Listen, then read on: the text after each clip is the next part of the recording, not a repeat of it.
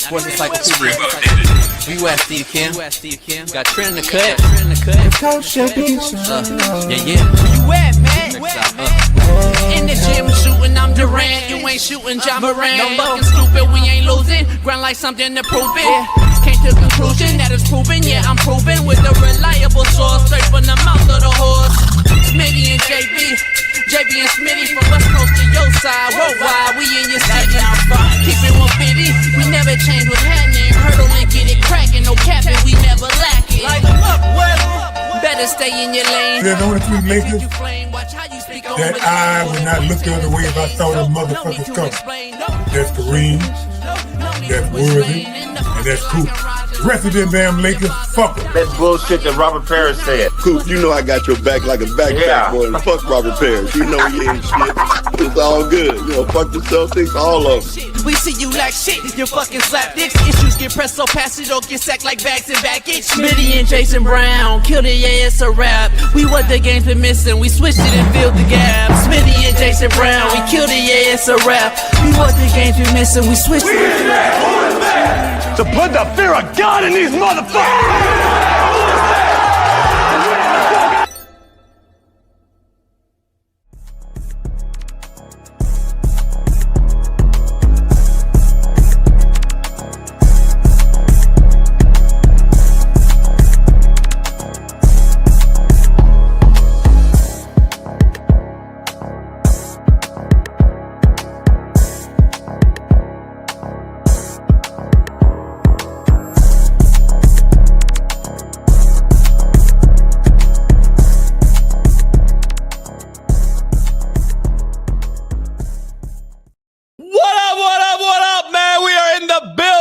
Merciless Monday. I'm taking no mercy.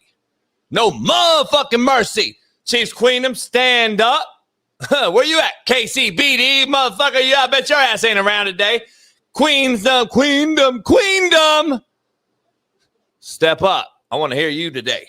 But we are in the building. I could wear like 5 shirts today. We got so much shit going on. Jamar Chase, bitch ass, spitting on motherfucker. We got a racist ass bitch made cop. We got all kind of shit cracking. Short, fat, skinny, tall, we do it all. So pound that like, subscribe, become a member. It's Merciless Monday. We got a lot to discuss. Our top 5, bottom 5s. We got E-Dub, Super Bowl champ Eric Weddle. Coach Severini, man, we'll break down, did he get in the playoffs or not? Why or why not? Plus, Super Bowl champ Shaun King. I just dropped off at the airport, and then he'll be back on the show.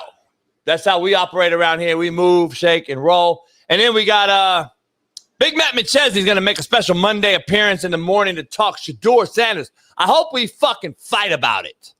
Yeah. I'm all here. Both feet, all in, all gas, no brakes. So make sure you step on it and don't let the door hit you on the way out if you don't hit the like button. Shaduer Sanders got in the game. He got in the game not only with a lead, but he completed his first 2 passes. But then he only completed 2 more the rest of the game. He went 4 of 16 with a pick and being sacked twice. Listen, I'm not here to bash this kid. I don't really care. But I am here to tell you, if Dylan Gabriel is so fucking bad as a 3rd round pick, doesn't Shaduer Sanders going in the 5th round make sense now? But what do I know? I love the prime sexuals hitting Twitter last night, from Josina Anderson to Acho and RG3 to everyone else who couldn't wait to see Shedeur enter the game. They don't need him to do well, people. Listen, they don't need Shedeur to do well. They just needed him in the game. So then they could fit their narrative as to why he's shitty or did he do good. Listen up. They will use race, lack of reps, lack of first-team supporting cast, any other bullshit takes they can come up with to make Shedeur look good.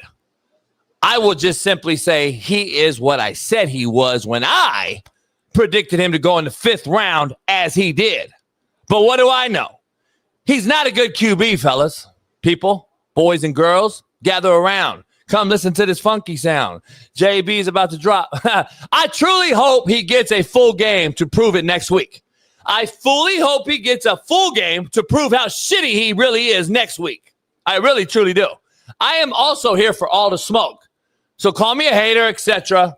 Now, let me dive into brass tacks and facts before Big Smitty gets in here.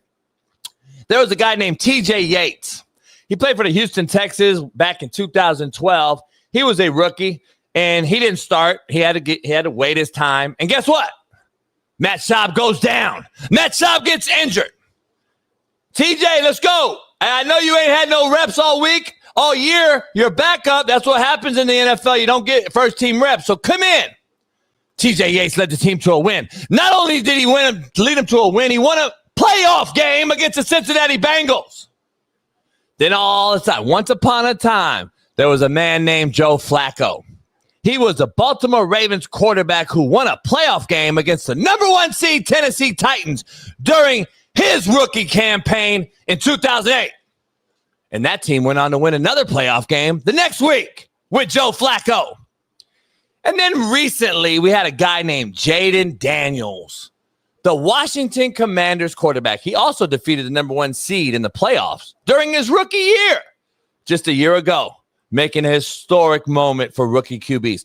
Then you guys remember a guy named Dak Prescott, the guys you all love, the overpaid under-deliverer? Tony Romo got hurt. Dak Prescott went in the game.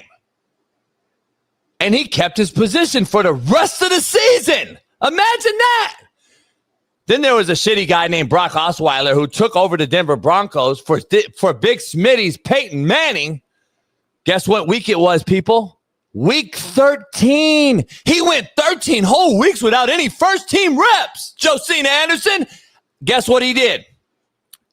He won. He beat the Chargers, and the first several wins he led them to before, guess what? Peyton came back and won a Super Bowl.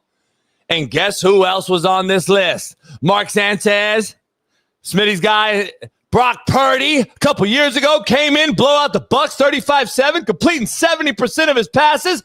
And Big Smitty's guy, Ben Roethlisberger, in his rookie year, led the Pittsburgh Steelers to a 15-1 record.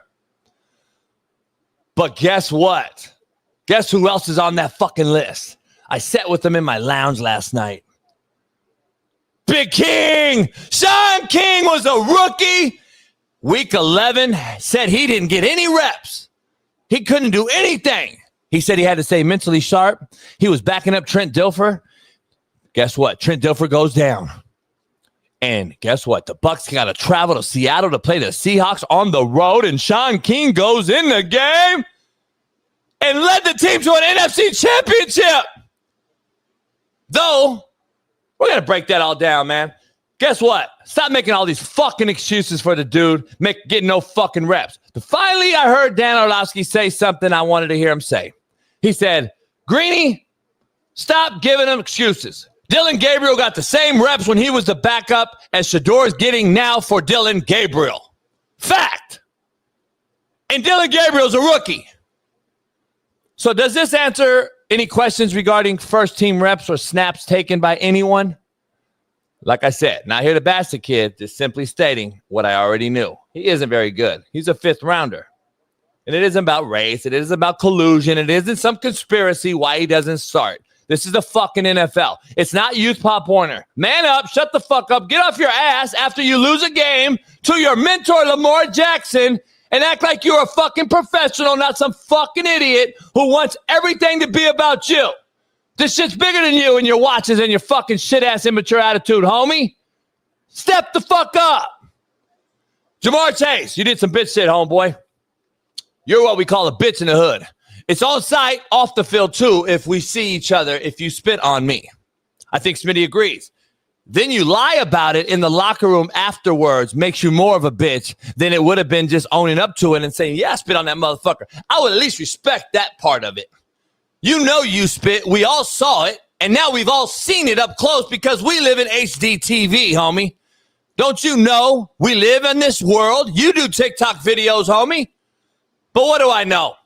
What I do know is the Far East Sider, 317, LeBron hairline having, Lamar Jackson loving, Caitlin Clark jocking, our main man, Naptown's finest, Big Smitty, going, woo! Let me apologize for my long-winded rant there. That's what I do. I apologize when it happens. That's how you apologize. So I apologize when it happens. I just didn't want. Usually I don't like taking that long to bring you in because it's a Monday. I want to get you going, get you guys. So because your energy already low. So appreciate you jumping in, man. And what? They love Smitty in the chat though right now, man. So forget what you talking about. Let me talk about people right now. Shout out to K Shay. Shout out to Madam Priest. Shout out to Daryl Williams, Naptown legend. Shout out to Thomas Bradley. Shout out to who else? We got Timo, Marco. If you Team Smitty, put Team Smitty down in the comments today. It's Monday. The energy high. We gotta hear you first. JB brought the heat, and I'm ready to argue today. I feel we gotta hear your takes first before I think they can say Team Smitty. No. Well, I mean, we can get straight to it, but the thing about it is, like, you're starting off our show, taking shots at Shaduer Sanders, and like, you're using examples of quarterbacks whose stories are already written, and I think that's unfair. You're bringing up guys like Joe Flacco, who we already know what happened. So they were rookies. TJ Yates. So they didn't go through it. Brock Osweiler. You're bringing guys whose stories are already written, guys who played multiple full games, guys who had an opportunity to play for. That's a bad take. The guys whose stories are already written. That's a bad take. Played a fucking half? That's a bad take. Writing them off? That's a bad take. That's really the bad take. I'm not done yet, homie. But it doesn't matter. I'm not done yet. I'm trying to save you because you're my co-host. I'm trying to save you. I'm trying to get you paid. I'm trying to get you paid and shit. American white man. Y'all think American white men think that y'all gotta save, but we don't need no saving. Yeah. I'm a grown ass man. I can save myself. American black man, they think, oh, JB's gonna be this guy. Let me come in here and be the fucking victim. No, homie. No, you're not the victim today. You're not the victim today, homie. You're not the victim today. American white men are like it's like that cop that fucking ran through 2 black players in South Carolina. That's y'all. Yeah, you love it. You love it. Yeah. You love it. You love that shit. Hey, I can't. On that one, I actually couldn't put my fist up on that one. Yeah, you wanted to. I couldn't though, because then people really be serious. So I had to but we'll talk about it. But let me ask something. So the guys that went in as rookies that I mentioned, it didn't matter for them. It's over now, huh? They weren't rookies. They weren't rookies. You're talking in hindsight, talking about what they did. That's what rookies do. You're talking about what they did in totality. Jaden Daniels went to an NFC Championship game. So-and-so won a playoff game. Dak Prescott took Tony Romo's spot and never gave it back. We don't know what Shedeur going to do yet. Let's wait and see what the fuck happens. He ain't started a full game yet. Smitty. You talking like Shedeur has played fucking 5 games, finished the season out, and we have a Hold on. Why are you making excuses, homie? 1/2, and you're over here talking about he's shitty. He's exactly who I said he's going to be. He's a 5th round. He played a half. Hold on. No. You didn't listen to my intro. You didn't listen to my intro? Let me cook, y'all. Hold on, no. You didn't listen to my intro? Hold on. Your mic's real low, homie. Hold on. Is that my mic or yours? Yo. Yeah, it's low. Okay, you can cook, but I want to make sure I'm clear. I gave you examples so you didn't make yourself look bad, and you're making yourself look bad. I literally talked about guys that went in the second half of football games like Shaduer Sanders did and cooked. And this guy went in and was ass. That's all I'm saying. I gave you examples. And you're talking about what happened. No shit had happened. It's called history, homie. Chat, he's still talking, chat. He's still talking. I gave him 5 minutes of free time to talk. I stayed off camera. I didn't bring myself in. I was patient. You're right. And now he's jumping in. The thing about me and you is that, I'm not petty, right? I could have been petty. I could have came here prepared, and I could have came here and named quarterbacks who had bad first starts. I could have came here and been petty and been like, well, Troy Aikman first game as a starter, didn't throw no touchdown, threw 2 picks, got sacked 2 times. I could have brought that up, but I'm not that petty. I could have brought up guys like John Elway, who went 1 for 8, 14 yards, no touchdowns, 1 interception, got sacked 4 times, ended the season with a 7-14 touchdown to interception ratio. I could have did that. I could have brought up guys that's in my backyard, like Peyton Manning, who threw 1 touchdown and 3 picks, got sacked 4 times, or Andrew Luck, same stats, 1 touchdown, 3 picks. I could have brought that up, but I'm not petty. I don't come on the show and do petty things. So my thing is this: you're already trying to write off somebody who played a fucking half. Why'd you name all white quarterbacks? That's just what happened. I can't control that white quarterbacks don't have great first starts. All I'm telling you was this, homie. These are all-time greats who I'm naming.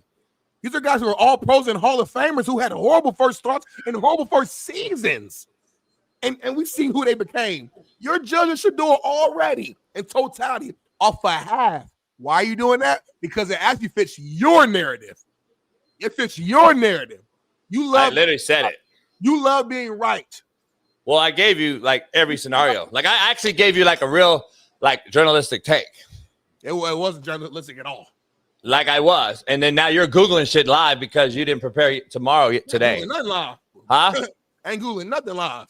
So anyway, I cooked you. Let's move on. Round one. Ding, ding me. All right, Bailey, Smitty.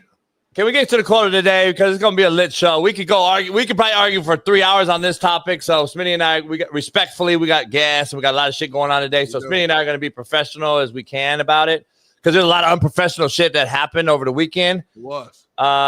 So let's dive into the quote of the day brought to you by BetUS TV. Mm-hmm. Let's see if we can keep the quote in the CT. Oh, what is it? CTB. Yes, sir. Cooking like we've been doing. Smitty, quote of the day: replace fear with curiosity. Ooh, clap it up, y'all, for JB. I like that. I like that. Good Monday message. Good Monday. Quick. Just quickie. 30 seconds. I know you like quick. She said. So I know you like much. quick, like fast. That's what she said. So I was like, yeah. Some women like it quick though. Like depends on the scenario, the situation. Yeah, I mean, Jazzy, a lot of them, they don't really like want it. They don't want it long. They won't be there all day. K-Shay, she said K-Shay loves it. Yeah. She loves the quote. My bad. She loves the quote. Huh? I thought my fault. I thought she meant she likes it quick, like in and out, good. Yeah, I read that. That's my perversion. Yeah, that's on you. Anyway, break it down real quick, macro level.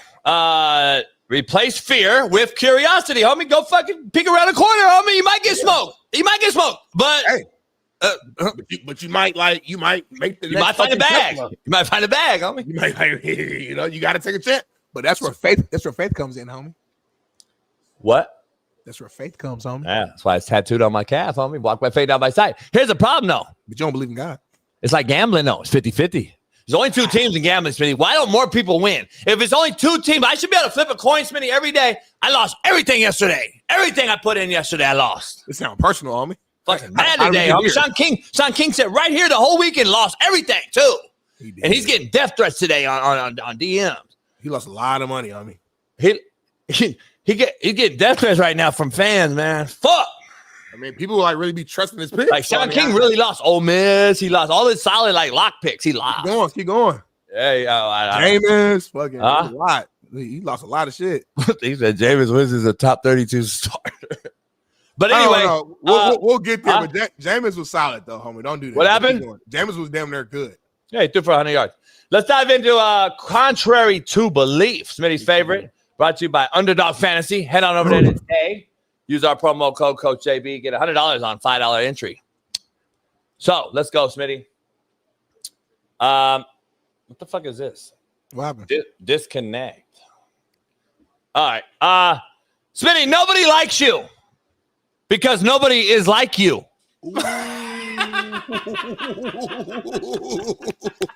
He said nobody likes you because nobody is like you. Yeah, contrary to belief. Now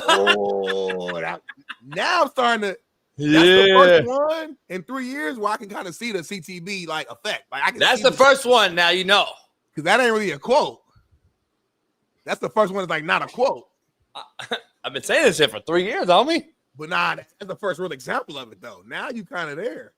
Okay, I like where your head is going. I don't know what happened, but you've been kind of. That's what I prepped tomorrow today. Okay. So nobody likes you. Like everybody said, nobody likes you, and I tell them because nobody's like me. Right. Like literally, it's real simple. It's real simple. So like, Monique, shout out, buddy. I'll see you tonight. Let's keep going, man. I got Monique got the yang. She got what is that? You tell me. Bow, bow, bow. Boom. How you know? Let's keep going though. Poll question, Smitty. Let's just start the shit off with a bang. Let's fight. Fuck it. I want to fight everybody today. Will the Bears win the NFC North? Go. Yes, they will, homie. Yes. I answered it quick. Yes. All that talk you did about I said don't answer that fast. Don't answer that fast. I said, homie. Matter of fact, though, say his name right now. What? Say it. You know who. Say his name the right way. Joe Cord? No, say his name the right way. Chemtrails? Say his name the right way. Who? The leader of the Chicago Bears, homie. Ben Johnson? No, the leader. Ben Johnson.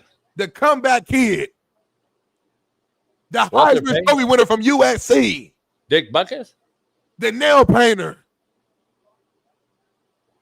The nail painter. Caleb Williams, homie. Who? Caleb Williams, homie. Out here winning games.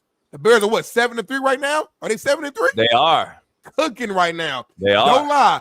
If I would have told before the season, if I said what would a Bears record be in 10 games, you would have said fucking probably what, 3-7. Would have been opposite. I said 5-5, actually. Well, give them their credit, homie. Give them their credit. Oh, I'm giving Ben Johnson a hell of a credit. Come on, homie. It's a quarterback at the end of the day.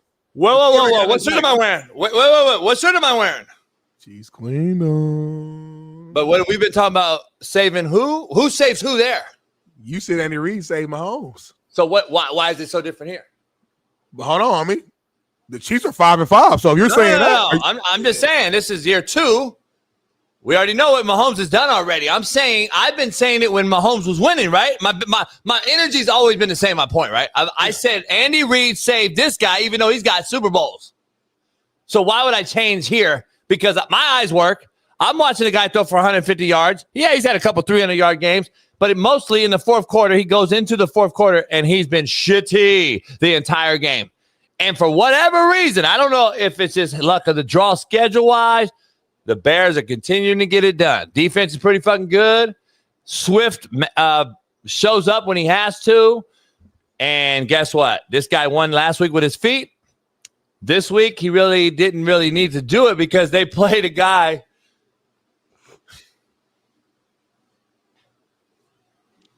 don't do that. He had a long weekend, homie. Don't do it. Don't do that. Stop. The guy that Sean King thought was the best thing since sliced bread, and he's ass. He's worse than all of these motherfuckers. J.J. McCarthy, I've been telling you, motherfucker, he's horrible. So guess what? He didn't have to do a lot to beat J.J. McCarthy because J.J. McCarthy wasn't even asked to throw the ball in college. Why would I ask him to throw the ball in the NFL? He ain't even played. I told you. See, I hate to be a hater, but I want to truly be a hater for the whole Minnesota Vikings franchise. I've been telling Joe Cord and all the Vikings fans. I've been telling Smitty started this whole football season. I can't wait to see the demise of the Minnesota Vikings. And I hate to say that about players and coaches. The demise is happening right now because you got rid of Sam Darnold, Aaron Rodgers. You said no. And Danny Dimes, MVP conversation, you told him to get out. You could have had him for $15 million. You said, no, get out of here. We got a guy named J.J. McCarthy who handed the ball off Smitty. How many times straight against Penn State? 35 times straight. That's the guy you got. 35-time handoff. Smitty, you're telling me the guy that you thought was the best quarterback, 35 times under hut. Sweet 19 said hut. 2784. Do a bootleg. Do a bootleg. Do it naked. Blue 18, hut. That's what they did in Michigan, homie. They did that in Michigan 35 straight times, homie. Hey, you think they had confidence in that motherfucker to throw the ball over the place if I didn't throw one time in 35 times? Do a toss, homie. Do a toss real quick. Smitty, they couldn't even do this? You're telling me they couldn't do this, Smitty? They didn't even do that, homie. Said Blue 19 hut. What?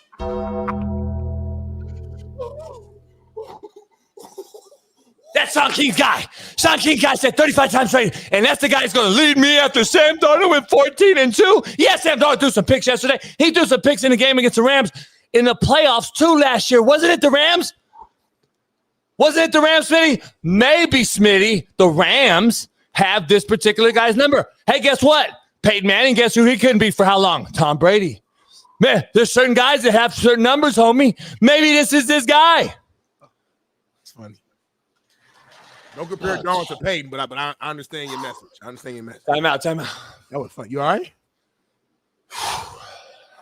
What? You good? I haven't worked out in a couple years. But anyway, let's get going with that brass tacks.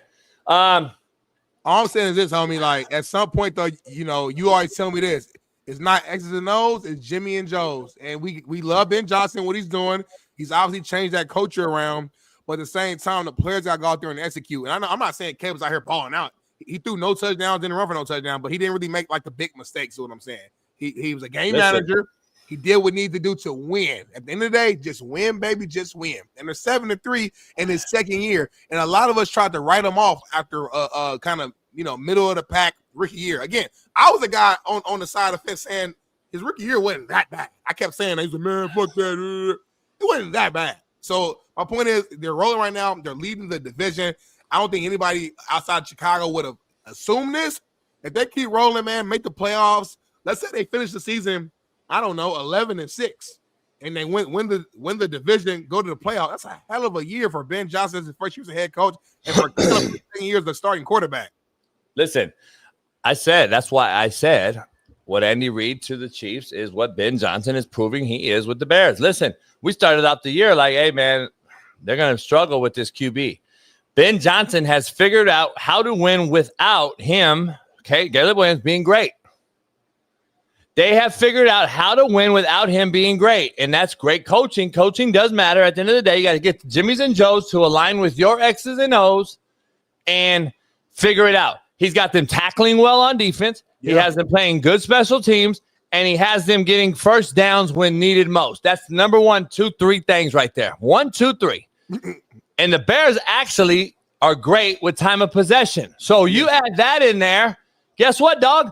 You don't need great quarterback play in today's world. We see it every day, how bad quarterback play is. I've been telling you guys for how long. Did you watch the game last night?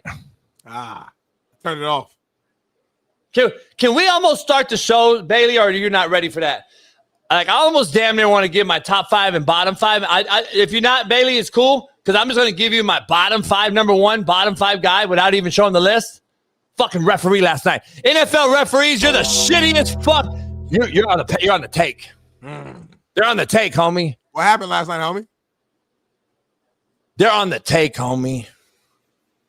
Did you listen? I want to be clear. The fucking nobodies in the chat. Yeah. That fucking have no clue about football. Yeah. Here's what their excuse is, Smitty, and I can't make it up, dog. I'm not lying to you. What they saying? I posted a tweet. Mm-hmm. I appreciate you giving me time to breathe. Cover it up. So they like, you know, I said, listen, I'm going to show you this video, though. I said, listen. I said, God, this referee's horrible. Here's what Twitter America said. Bailey, add that real quick. They said, Coach, it wouldn't have mattered anyway. The Lions didn't do anything all game long. So just fuck it. They just kicked the field goal to go down 7. So fuck it. Momentum's in their favor, and they got the ball maybe inside the fucking 50-yard line to go with a minute left. Fuck it. Don't even give him a shot. Dog, you act like the team with Jared Goff and St. Brown and this offense, who was shitty all night in a 45-mile-an-hour wind. We get it. But you act like we're not going to give them 1 minute of time, and I think they know what they're doing. I think they can still make a couple plays. You get the ball in somebody's hand. It's a minute. It's a football, homie. So hold on, though, Smitty. It's funny how a PI lost them the game, but people act like they couldn't have thrown a pass to get a PI called with a minute left. This is the most egregious call, Smitty, I want to say that I've ever seen in my entire life. Like, I'm not lying to you either. I kind of was thinking about it. I'm like, all right, let's see. It missed some bad calls, though. You remember that playoff game, the Saints? Remember that? Yeah. It's been some bad ones. But right here, it's offensive PI. If anything, it's offense. But you definitely don't call defense on fucking 3rd and 4th down. It would have been 4th down. Punt the football, homie. A minute left. It's a bad call. He's not even holding. He's not grabbing them. Dog, this is ridiculous. A.J. Brown extends his full arm right there. That's the definition right there. That's definition of PI. Yeah. Offensive PI. If you're going to call, like me, I wouldn't call shit on that play. Because like, I understand receivers, corners, they're going to hand fight. But to your point, if you're going to call something, it's definitely offensive. There's nothing defensive about that. Here's the other issue I have. Say it. I think that motherfucker was point shaving. Who? A.J. Brown. We're not gonna accuse our platform. He damn near tried to offensive PI. He damn near tried to offensive PI because he's sabotaging. Hey, motherfucker, sabotaging. He damn near mad the ref didn't call it. Hey, so there's two things, Smitty. Hey. AJ tried to get an OPI, didn't get it, and then the ref cheated for him because he had his bet on himself. So he said, "Nah, fuck that offensive PI. I'm calling defensive PI because I got money on the fucking Eagles." Like it's something going on, homie. Hey. These are jokes. JB's fooling y'all. He's playing around right now. I know our show big as hell now. So like this shit, we can say shit like that 3 years ago because our platform was so small, nobody heard it. Now people write articles about our shit. So I want to make this very clear for all the journalists who watching this. He's bullshitting. This is a joke. It's funny. AJ's playing around. All right, continue. I'm dead ass. So here's the other thing I got to make sure we're clear on. I want to be clear. You what on me? So you're telling me that this motherfucker fully extends his arm, which is definition of offensive PI. Don't call it. First down, game's over, whatever. Why can't we review these, dog? Can we fucking we review all the gayness, but we won't review a real fucking play when it matters in crunch time?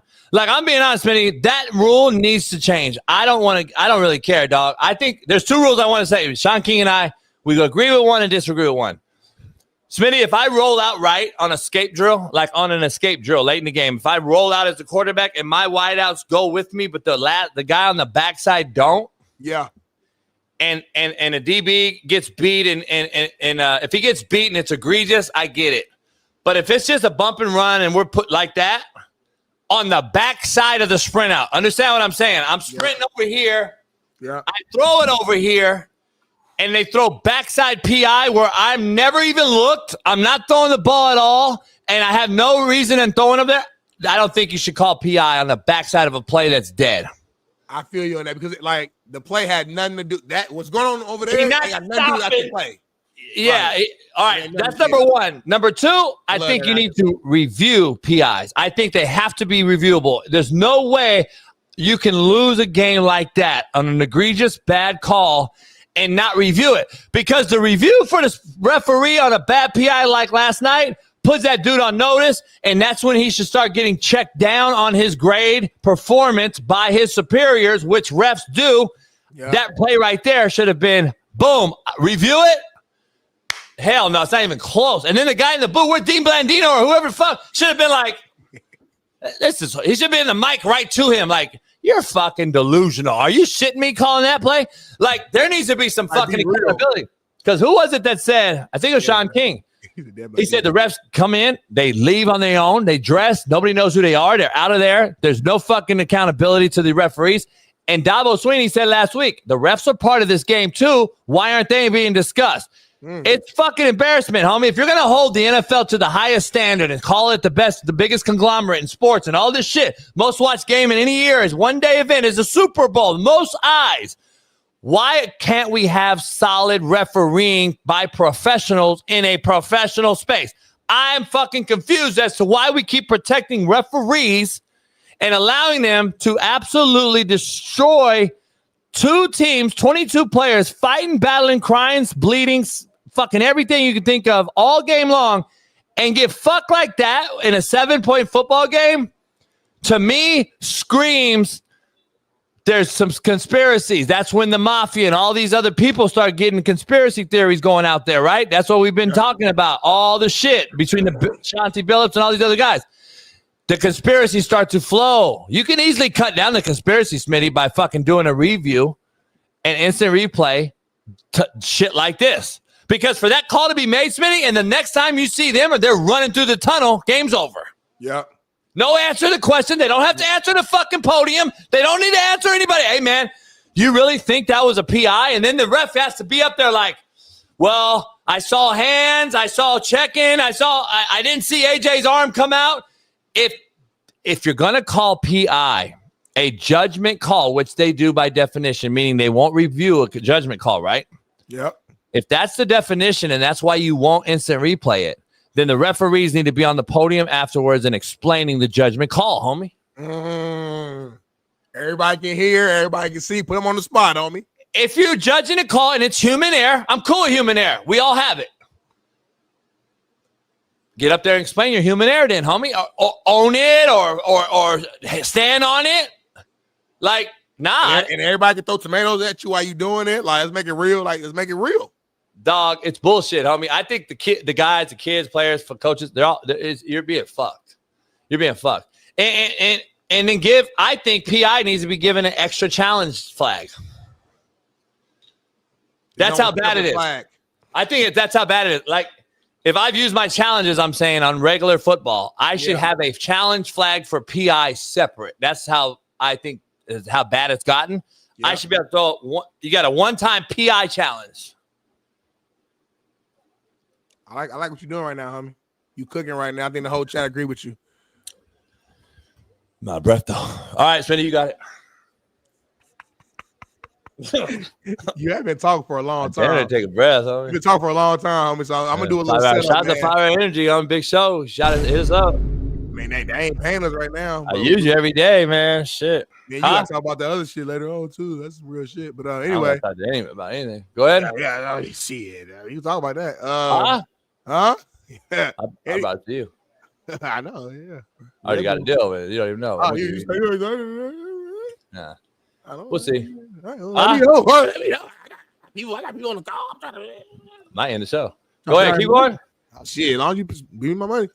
Well, I'm gonna go to Jamar Chase take, baby. That's cool with you. Listen, man, we got the field level view of the second altercation between Jamar Chase and Jalen Ramsey, and it clearly shows that Jamar did spit on Ramsey. He said he didn't, but it was. I mean, unless I'm blind and the whole world is blind, we saw. Show the video, Bailey. He's showing it right now.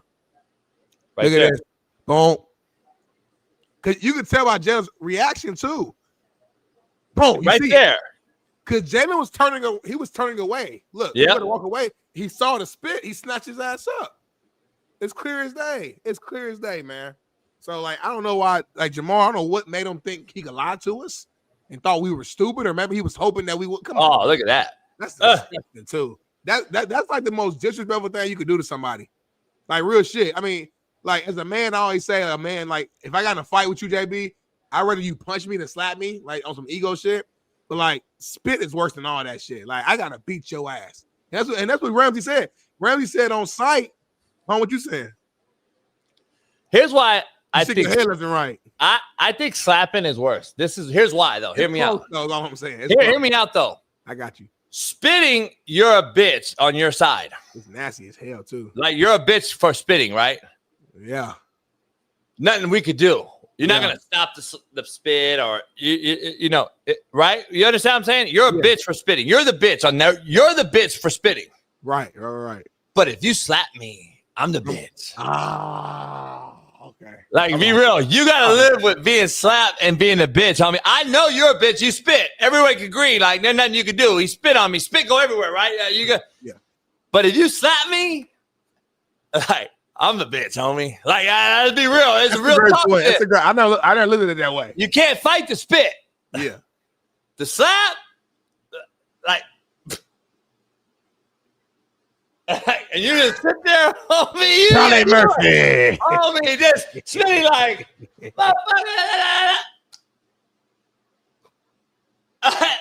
you just get slapped, homie. And you don't do nothing to fight it back or nothing. Like, and see, the spit's so nasty, though, I think. You a bitch, so you spit on me, you a bitch. I know, but like, spit got phlegm and shit all in it. Homie, Smitty. I slapped a motherfucker, homie. I told you a story. I smashed my baby mama's boyfriend. I slapped shit out of him and put him back in my truck. But listen, what I'm saying, Smitty. Statute of limitations, homie. I slapped you.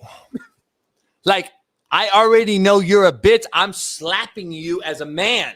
I'm not punching you. I'm not fucking wrestling. I'm slapping you. I'm slapping a bitch. That shit yeah, like you're a bitch. I'm slapping you. Like that's spit is like I don't care. Like you are disgusting. You the bottom of my fucking shoe. You're like spit. Yeah, that's disgusting, homie. Like yeah. I want to murder you now, respectfully. Yeah, allegedly. Like that's crazy, homie. How do you want to murder someone allegedly? Allegedly, homie. Homie, so anyway, but are so big as hell. But Jamar is tripping, homie. Jamar needs to be fined, suspended. We got on Jalen Carter. We gotta get on Jamar Chase the same fucking way. We got let's dive this. I want to make sure we're diving into this though. Yep. Because we better have the same energy that we had for Jalen Carter. I just said that. I want to make sure he didn't get suspended. Who didn't? Jalen Carter. He did for a game, didn't he? No. You sure? Yeah, he did. No, he didn't. He got kicked out of the game, homie. He didn't miss the next game. Are we sure? Yeah. NFL, you're getting called out, homie, because you won't instant replay a shitty call, and then your rules are skewed. You're picky and choosy for who the fuck you want to pick and throw out. He got kicked out of the game, homie. He didn't get suspended the next game. Hold on, Bailey. He got suspended the next game? No. I think he did. No, he didn't, homie. We talked about it. The ejection served. Yeah, he got ejected, homie. So got you.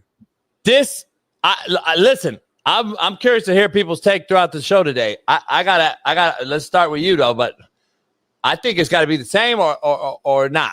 Like, there's no changing it up. There's no egregious spit versus a regular spit. Let me ask you this though: at what point in the game did Jamar spit on him? Like, what quarter was it? You might remember. I want to say, well, they got into it twice. Right. Yeah. So the spit was the last thing. So I don't know. The only reason I bring that up is because I was fourth quarter. Was it fourth or third? Okay. Allen said it was third quarter.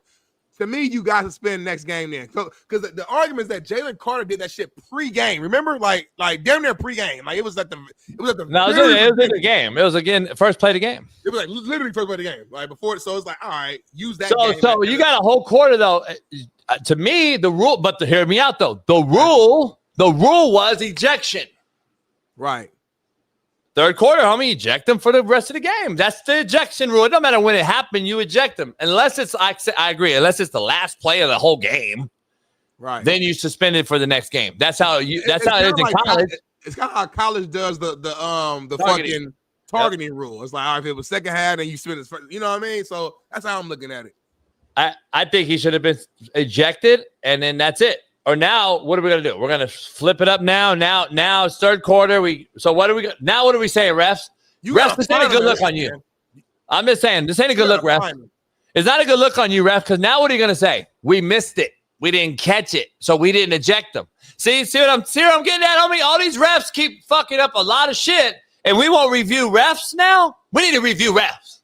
The problem is this. Jalen Ramsey got ejected, too. He shouldn't have got ejected. No, that's what I'm saying. That's bullshit. He didn't do nothing. He grabbed a face mask and got one little swing in on the helmet. That's why they need to review it. 100%. Before you make these decisions. Like, I don't know, man. It's something that shouldn't be happening. I don't know why these young people are spitting now. Like, I don't know, man. They soft. Y'all generation, homie. Did y'all do that? No, y'all. I told y'all. That's not what we do, homie. How old is Jamar? 24? I don't know, homie. If we spit on you, if somebody spit on me or somebody else. 25, homie. He's a baby. Like, if you spit on somebody back in the day, I'm just giving you context. So, like, if somebody spit, because of course we've seen motherfuckers spit. I had a motherfucker try to spit on me. I tried to kill him. Like playing hoop, pick up basketball. Yeah. Pick up basketball. So, hey, we gotta stop saying the K and that word, I guess. It's gay. So here's my thing. I'm our producer, so stop saying it. I think this. We big now. They're not gonna do nothing. So I think this, homie. They need us, homie. At the end of the day, we don't need them. Not gonna be homie. Shit, that was fun. Right. It's over. Like, my whole life is ruined. I'm just saying, dog. Referees need to get reviewed. Because if we would have spit on you back in the day, there was a fight rate. It's gonna happen. There was no ifs and buts about it. Blah blah blah. But the spitter knew what he was doing. He did it for a reason. Yeah. See what I'm saying? Like, we had an intent. We knew it was on. That's why we did it. It was like calling you a bitch, right? Like a man calling a man a bitch. I'm calling you a bitch, and I expect you to fucking come see me. I mean, I don't. Nowadays, you say bitch, and motherfuckers laugh on Twitter. Hey, coach called me a bitch. Like, motherfuckers is gay, homie. That's what the generations become, y'all, homie. Well, anyway, y'all, he's 25, but like, I don't know, man. The shit weird. I ain't never been like, it never came to my mindset to spit on somebody. If I'm mad at you, we can throw hands, we can fight, we can do all that. but you spit on people like that's just a crazy thought. That like that's the first thing that comes to your head is to spit on somebody. That's crazy. I hope Jalen Ramsey beat his ass in the offseason. Yeah, I really do, for real. I hope they run to each other at like a workout and fucking somewhere out here in Cali or UCLA, and I hope they actually get in a fight. Because to me, fighting needs to come back. It's okay to fight sometimes, y'all. No weapons, no gun, nothing like that. Just go throw hands as two men. You spit on him, so he got to beat your ass now, or at least try. Maybe Jamar. What if he get his ass beat though? Right. Well, but listen, as a man though, I respect you as a man for just attempting to fight. Like you gonna lose sometimes. Like man, you got to fight, JB. I would beat your ass, but as a man, I can respect you for like having the courage and the balls to go out there and fight me. That's what it is. These kids are soft now. They're scary now. And then like guys like this dude, like T Mixum, he said, Smitty be sound like a hoe sometimes, but he funny. So T Mixum, how do you sound like with that AI fucking image at your shut the fuck up, T Mixum. Hey, who is T Mixum? Hey, brother, hey, your boy, hey, your army. Hey, T Mixum, the short fat motherfucker. Who's T Mixum? Nah, I don't know. That's Rio. Here's the thing, City. Let's be real. Hands on T Mixum. I put hands on T Mixum. If you beat my ass, I'll off myself. That's how I feel about it. That's because I can't lose the gays. And so, like, not saying you're gay. I'm just saying, like, your generation. You're literally saying that. I'm saying your generation. You know what I mean? you call him a flag on the play. What you trying to say, homie? Huh? Huh? Anyway, man, let's move on, homie. I don't know where we're at. But go ahead, man. Okay, Shay, keeping it real. She said spitting on someone is the same as saying I'm not a man. What happened? She said spitting on someone is the same as saying I'm not a man. Okay. Why'd you like say it softly for her? That's how K-Shay said it. K-Shay real like peaceful, like she got fucking sound crystals and she's real like at peace right now. So anyway, let's move on. What we got next, homie? Oh man, you gonna love this one. Keon Coleman. Keon Coleman, wide out for the Bills, was benched yesterday because he missed a team meeting Friday morning. Until then, the Bills planned to play him, but their plans changed when he missed the meeting. Deion Dawkins was in the postgame locker room on Keon Coleman, being a healthy scratch, and kind of spoke about it. We got the video right here, man. Let's take a listen. To him when I spoke to Keon before in this game, and I told him, I said, bro, look, don't even worry about it. Everybody goes through a different journey, right? Let's just say that this is the last time, and let's just move forward. And he said, I'm with you. That's all and we need, right? Like, nobody's perfect, but in this league, we need guys to come on. And Keon knows, right? Now he's in the hot seat, and he needs to come on and show up for us. Pats on the back are over with, and it's time for him to grow up, and he knows it. And as an older player on the team, we hold everybody accountable. And we shoot straight. We don't sugarcoat it. And the words were said to him, and he took it well. And we'll see how it goes in this week. But like I said in the beginning of the season, I'm in Keon's corner, man. Like, this league is hard. Being on time is hard. Being great is hard. Pushing for greatness is hard. So we got his back, but the time is now. Shout out to Deion Dawkins, man. Got a chance to meet him a couple times. I know Sheldon's cool with him. You know, he a real one, man. Good dude. Play hard, one of the best tackles in the game. And I think that was just like, you know, he just keeping it real. It's like, hey, we talked to him. He didn't learn, though. He said, we talked to him. You know what I'm saying? Just because he dancing on me, he ain't learned. See, that's I knew you were going to say that. I knew you were going to say that. Here's the issue. I know, look, listen, you're real big on like because there's humility, Smitty. You know this. You know, like, though. You want me to walk around like this and like no. Which I probably would do that if I was I'll admit that if I was a player, I'd be like, damn, like that's how I would look. But all I'm saying is, as long as he don't do nothing else the rest of the season, then like that to me, that proves that he learned. Here's the problem. You're happy you're not playing. That's a bitch. Call it what it is, homie. You're happy, having fun, being benched, not suited up, playing for my team with my team, helping my team win a game. You're acting like that's a bitch. That's definition. I would call him a bitch. I don't think I would. I would call him a bitch. Word out so loose today. I know. Because that's a bitch. Yeah, like this is what the football players have become, homie. Real shit. Like, you're being a bitch. Like, this is what it is. Jamar Chase spit on you, Smitty. You wouldn't tell me you wouldn't call him a bitch. That's a bitch move. And that's a bitch move right here. Same shit. Nah. Like, Smitty, I think right here, what he's trying to do, he's like, I fucked up. I'm owning it. I'm getting punished. The team already talked to me. I talked to the captain, Josh Allen, Dion. We already did all that. So now I'm here. Coaches allow me to be on the field. Let me try to bring energy to my teammate. Let me have fun with them. Let's do our thing that we do pregame, and let's go out here and get a win. You know what I would have did? You know what? Not what I did. You know what I used to do if I suspended somebody? You didn't let them come on the sideline. Just so we could avoid this. See what I'm saying? Because it's only going to be worse. It's a no-win. In my opinion, McDermott's in a no-win. You suspended him. He's not playing in the game. You said why. He missed a meeting. First of all, Braden Fajolko and others, we talked to Shaun King as well. He was here this week, all week, and others. We said there's no way this is what you do. You don't do this. Because Braden's like, dog, I got fined $15,000 for being a minute late. And I played. Yeah. I've seen guys not get started, get fined, but played.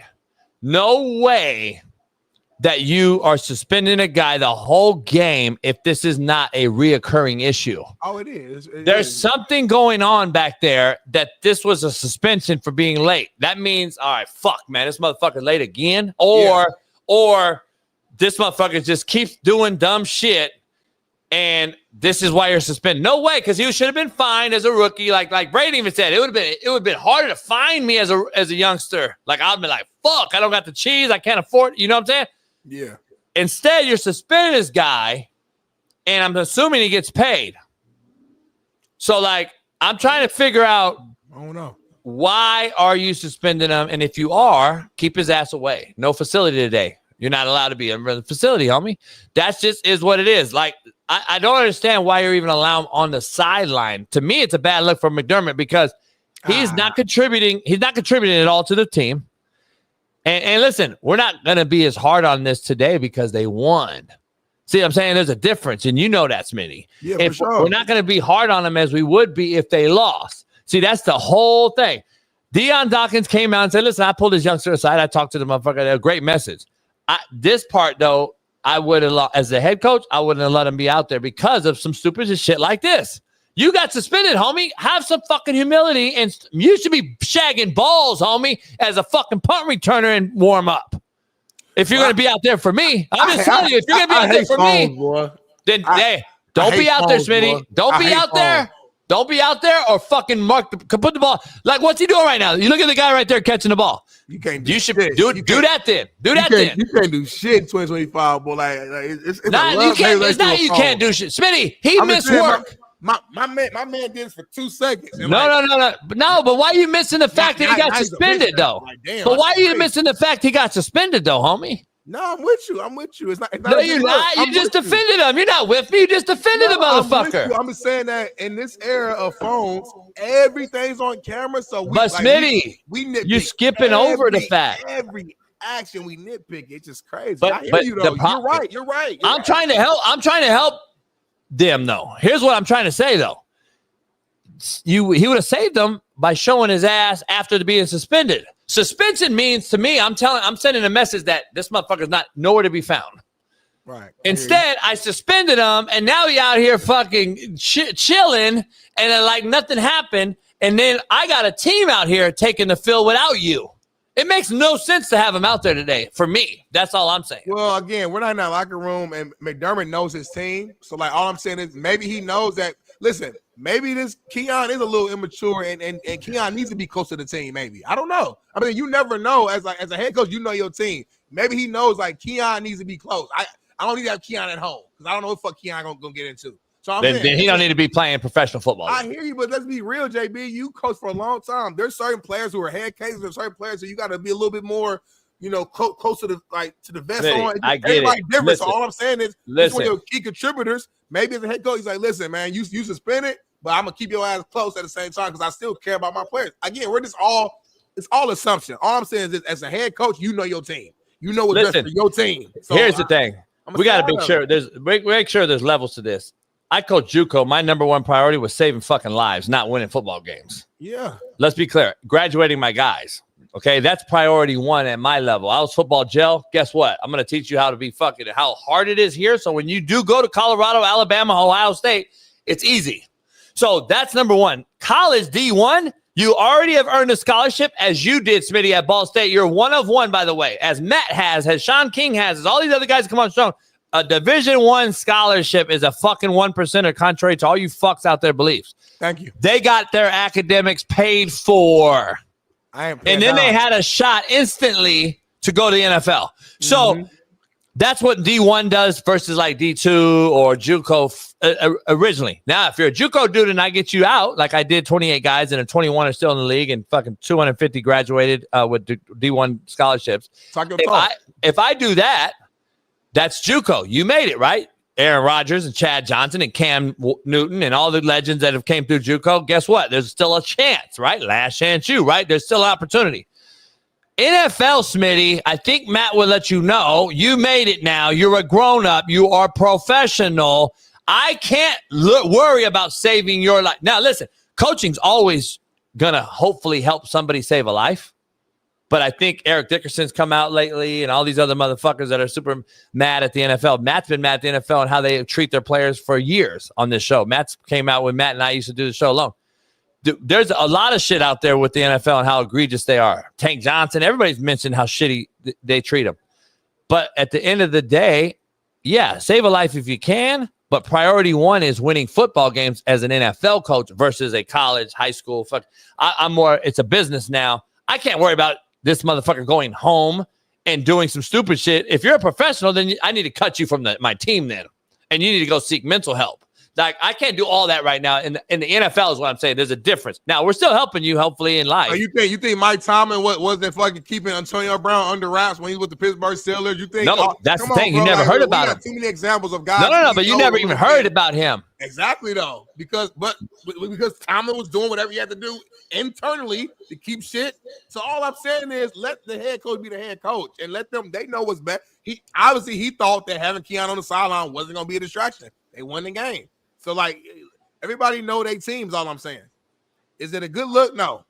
All I'm saying is, damn, I'm just saying these cameras, like, it's a motherfucker, boy. That's all I'm saying. That's all I'm saying. Yeah, but they are. Well, let's dive into it, man. Without a further ado, no breaks to take in. We're going to go right into it since the show's blowing up. Appreciate everybody in there. We almost got 4,000 live on YouTube. Hit the like button, subscribe, become a member. Make sure you go watch Matt and Bailey later on, 0 to 60 pod. I'm sure they'll have a good show today as well later on. So let's bring in our Colorado buff. We got two today on. Coach Shev comes on right after Matt exits. So let's dive in. Let's dive right into it, man. 0 to 60 and podcast owner and operator. Our main man, buff, NFL veteran, Matt McChesney joins the show for the audio listener. Matt, what up? Good. What up? What up? Man. You guys looking good on a Monday. What's happening? Man, it's a lot going on today. It's hard to get into everything that's happening. There's so many topics. We had a fucking cop bump 2 players in a fucking tunnel. We had a Jamar Chase spit on a motherfucker like a straight bitch.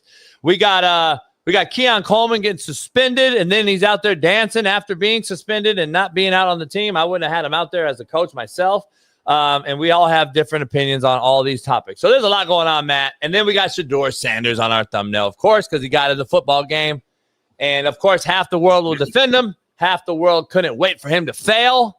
That's kind of what we are in football and sports now, right? I think everyone, either you're with them or against them. There is no gray area anymore. It's sad because we used to have disagreements and have great conversations. Nowadays, barbershop banter is out. You want to see a guy fail completely, hit his face, and never recover. That's how people are. That's how people are. They are like that. Yeah, but the difference between me, though, is I said it from the gate. They are like that. I didn't get on ESPN and say it after. See, that's the difference. So I want to be clear. Matt, give us your take right out the gate. There's a lot to talk about. We got you for about 30 minutes. Let's go to Shedeur, I guess, right? Bailey Smitty? Yeah. Well, he didn't play well. I mean, it's not a lie. 4 of 17, just look 4 of 16. Looking at the numbers is not a good day. Now, he did have like 3 blatant drops, and one of them was a touchdown that was right in the breadbasket. Beautiful throw that was dropped. So there are some caveats to it. I want to see him in a full week of prep. Those were his literal first reps with the ones, like ever. He didn't even get them in camp or in practice. I want to see what he looks like with a week of practice and a week with the ones and a week knowing he's a starter. And then I can give a more accurate representation of where I think he's going to go. I'd imagine, I don't know this because I don't play quarterback, but JB can probably attest to it, getting thrown in the game as a rookie, your first time ever against Baltimore in the third quarter when they're primed and ready and playing well. That's probably pretty tough way to cut your teeth. But do you want him to do better? Yeah. I think people, including yourself, JB, forget how hard it is to play this position sometimes. Yeah. It's the most undercoached position, underdeveloped position in all of sports. That's for damn sure. He's not getting – look, and there's – I'm glad you brought that up because he's not getting any coaching. I don't think Stefanski even talks to him. I would bet they don't even talk to each other. All right, let's dive into a macro take here before I get into my side here. Let me ask you this. And I kind of agree with Whitlock on this one. I don't agree with Whitlock on all this Shedeur shit and Dion shit. I do agree with this take because I was the one that said it first. There has to be something else. I think you and I actually said it first.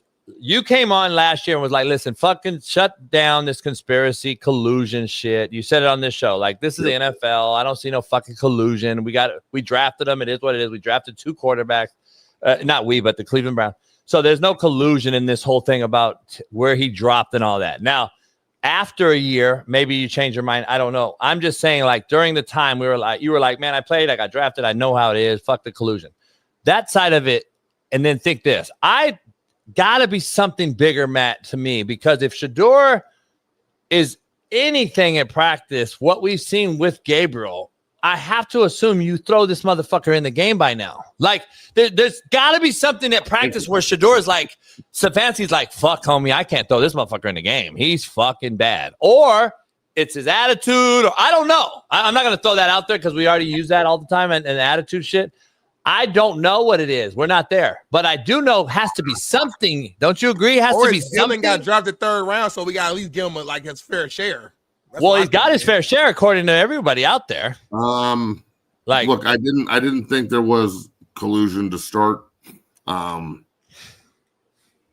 NFL level. I think there's collusion at the Browns level. Like, they're negligent in this. First of all, let me reiterate, this is not the Cleveland Browns. The Ravens are the Cleveland Browns. Right. Okay? That's Baltimore Colts. Yeah. That's the Cleveland Browns organization. That's where the Sandman was. That is a great run organization that drafts guys like Ogden and Ray Lewis and Ed Reed and Lamar Jackson and Joe Flacco and guys like that, where they win, and surround them with talent and so on and so forth. This is the mistake by the league, literally. Okay? Now, the Cleveland Browns, the new addition of the Cleveland Browns, is an absolute dumpster fire. They don't know how to retain a coach or develop one. They don't know how to retain a quarterback or develop one. These are the same morons that drafted Baker Mayfield number 1, let him go win them a playoff game in Pittsburgh, something that Cleveland doesn't do, almost beat the Chiefs in Arrowhead, and then cut it. I mean, you're fucking morons. So I wouldn't expect them to do this correctly, and they didn't.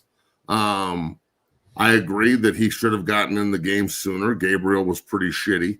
And Gabriel's not a pro quarterback. But anybody who thinks Dylan Gabriel's a pro quarterback, you are as much of a waterhead as he is. I think Shedeur should have been playing sooner. I gotta believe it's the head coach because he's so damn nonchalant about everything and just doesn't even really call the kid by his name. And obviously he doesn't. There's something there. I don't know, man. I try not to hold grudges, but against players, but at the same time, it's impossible sometimes. So maybe he's got a grudge. I don't know. Maybe Stefanski played wide receiver in college and Dion cooked him or something. I don't know. I have no idea, bro. It doesn't make any sense. So or maybe Shadeur's just shitty. Maybe Shadeur's shitty, but I'll tell you this. That pass across the middle to start the series, that was a professional fucking quarterback. The dig ball that he threw? Yeah. I like that. I said it. The first one he threw. And I didn't see the first. I'm talking about like his 3rd completion. He threw a big time dig. His first fucking completion was a goddamn laser across the middle on time, accurate where he could run. And be fair, he had an opportunity to win the game. I thought he did well. If the guy catches the ball, that's a touchdown, and they're up. Yeah. So, yes, there's tons of ways where everybody can go and say Shedeur just sucks. I'm not going that way. I think that I need to see him live for at least. Dylan Gabriel got fucking 5 games. Why can't Shedeur get the rest of the season to see if this guy can play? That's what Cleveland needs to do to see if they need to draft another quarterback high. That's why I fuck with Matt. Matt brings like context and stuff. Like Matt don't just leave his emotions. Like Matt comes in, he evaluates what happened, and then he like adds the nuance, the context, all the details behind it before delivering his opinion. I think that's like there's a lot of shit going on here, bro. A lot of interesting parties, a lot of in and outs. I want to give context too. Dylan Gabriel didn't get no fucking first team reps either as the backup. So Dylan Gabriel didn't get thrown in the game in the middle of the third quarter.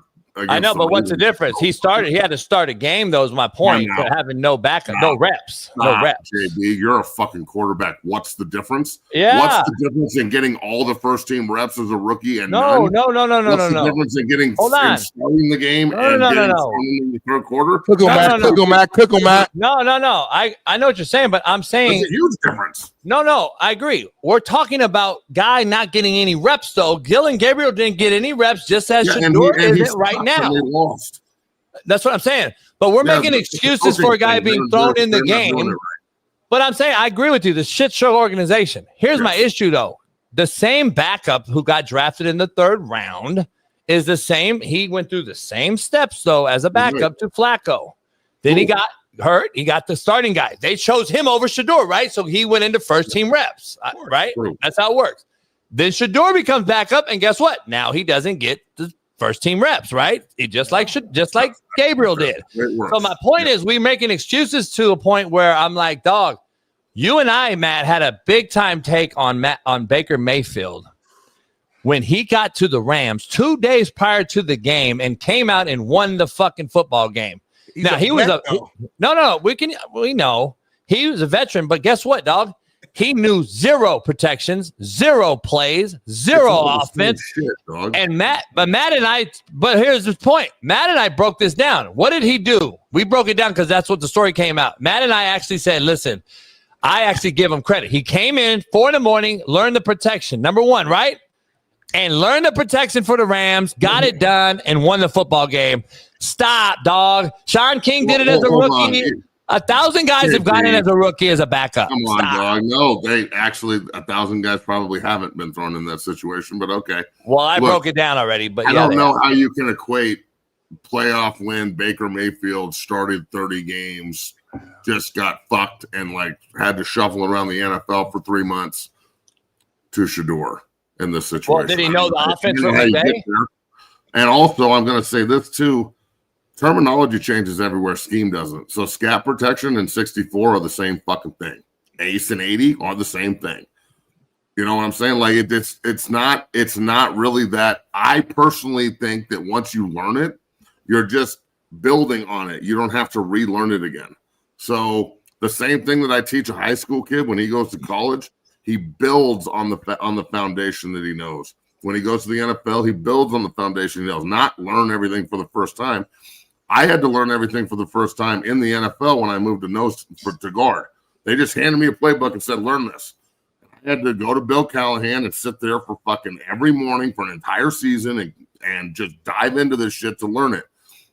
A quarterback, I'm sure that Shedeur yesterday could have done a better job protecting. Yes. Could he done a better job with his accuracy and timing? Yes.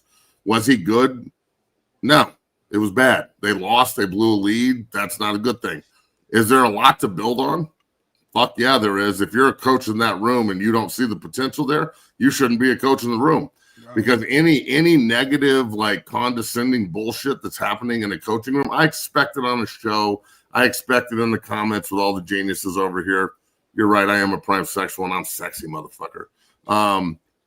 What I expected there, but in the meeting room, especially with a guy like Kevin Stefanski, who's supposed to be the coach of the year twice, who got the most out of Joe Flacco at 48 years old, and he can't see the potential in Shaduer Sanders, then maybe Stefanski's not supposed to be the coach there anymore. When which are he we won't. going to say He's Shaduer going to be fucking gone before Christmas, dog.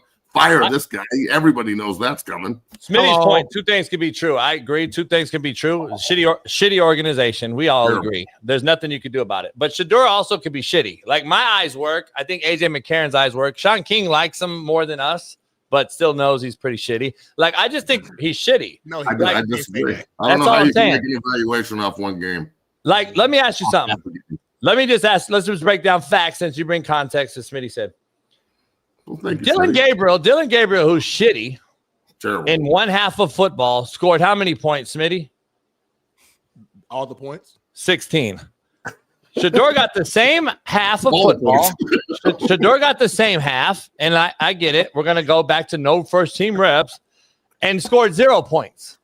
And was 4 of 16. 4 of 16. From that point, I mean, context doesn't matter. But let's make sure we're comparing the same thing when we say, "Oh, Dylan Gabriel's shitty." Well, he's shitty, but he scored 16 points, and then you had a chance to double that, and you didn't score any points. So that's all I'm saying. Yeah, but I also think that Baltimore's defense is full of prideful ballers who walked in at halftime and said, "Are we really giving up 16 points to the fucking Browns?" Right. So again, they're not playing the fucking Sixers before. They're playing a fucking team that's got their back against the wall that's going to make the playoffs. The playoffs are going to be weird when Kansas City, Baltimore, and Buffalo are on the road. Those 3 home teams are going to be shitting their pants. And fucking Shaduer been on scout team all week. Shaduer's been acting as Lamar Jackson the best way he can all fucking week, not planning on playing at all. And out of nowhere, you just throw him in. All I'm saying, JB, like I get you don't like him. I get you think he's shitty. I don't think that JB doesn't like him personally. I think he just evaluates him as football. Yeah, he don't like him as a quarterback. Why is that? See, when you say that, Smitty, though, you're racist. I cleared it up. I'm sorry. You don't like him as a quarterback on the football field. That's cool. See, Matt, he does that shit because he wants to get racist takes about it. No, I wasn't. Here's the thing. Let's be clear. Hey, Matt. Where did that come from, man? Hey, Matt. Let's break this down, Matt. I want to break this down real quick with you. Show the clip, Show the clip, Bailey. I want to get Matt's take on this because Shaun and I argued last night in my house. So here's the thing. Ray, some guy named Ray, a nobody, said, "What in the actual fuck is happening? Someone needs to investigate the Browns front office.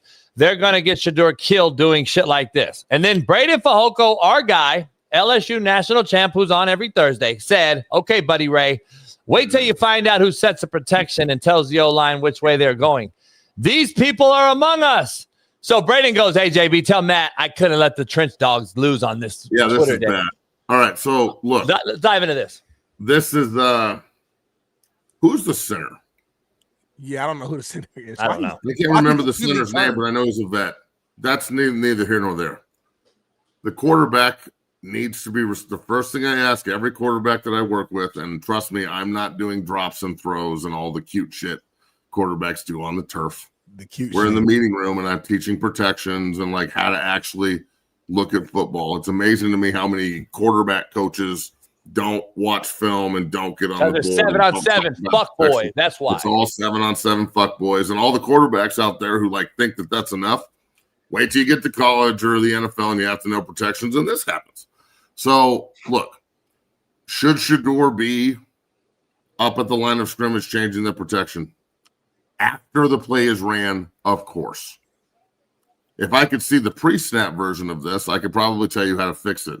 But right now, I have no idea what the fuck is going on because everybody's dropped and everybody's rolling, and these 3 or 4 guys are sliding right, 3 guys, 4 guys, whatever. And I think they're max protecting over here. But again, I got to see the pre-snap version of this in order to fix it. That's fine. Let's talk macro. Yeah. Let's talk that because we can't judge it. Yeah. Go ahead. I mean, the O-line coach is to blame. The center's to blame. The quarterback's to blame. So, everybody's to blame. This is a fuck up. It's a really bad one, too. Let's dive into 2 things, Smitty, so we're clear. So I had Shaun King here over the week, obviously. Just dropped him off at the airport, and we'll see if he makes it back to Vegas and on the show by the time 8 o'clock comes. I'm not counting on it. He was like, JB, I think Matt will agree with me because we're in here arguing, and I'm like, there's no way that this is my take, which is going to be crazy. I'm like, there's no way Stefanski has given Shaduer game 1, half 1 of his career the the autonomy to fucking Ringo and Ray and Lucy and Liz. This is probably on the center. That's why I asked that question. Okay, so that's my take, because I was like, I don't believe, not saying that he's dumb and he's a fucking tard and he can't do it. I'm saying I don't believe, because I haven't seen Dylan Gabriel do it through 4 weeks. So that's my thing. Sean King's argument to me was, Matt, fuck that. I can't imagine a fucking football game where I don't have autonomy over protection as the quarterback in the NFL. He's like, JB, my rookie year, I get thrown in the game week 11 against Seattle. I was Trent Dilfer's backup. I go to Seattle. I win the game. I go in as a backup, and I had fucking full autonomy of the protection. He said, because without that, then guess whose fault it still is? Mine, which makes sense. It's still the quarterback. Who was his head coach? Huh? Tony Dungy, right? At that time, yeah. No, I hear you. I mean, but I mean, I think every quarterback. Of course, every quarterback, yes. I don't care if you're the third string guy or a fucking superstar big dick that they're about to do a documentary on. You have got to understand fronts, defensive personnels, and number count. You got to know the squeeze gaps. You got to know the protection calls.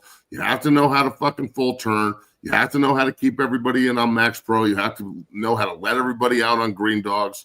You've got to know all this shit. And if you don't know, in the information age, ignorance is a choice. If you don't want to know, you cannot know. If you want to know, you can get taught.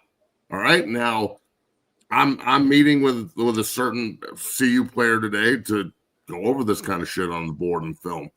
That's seeking out resources. So I'm telling you, yes, this is on Shedeur. It's also on the center.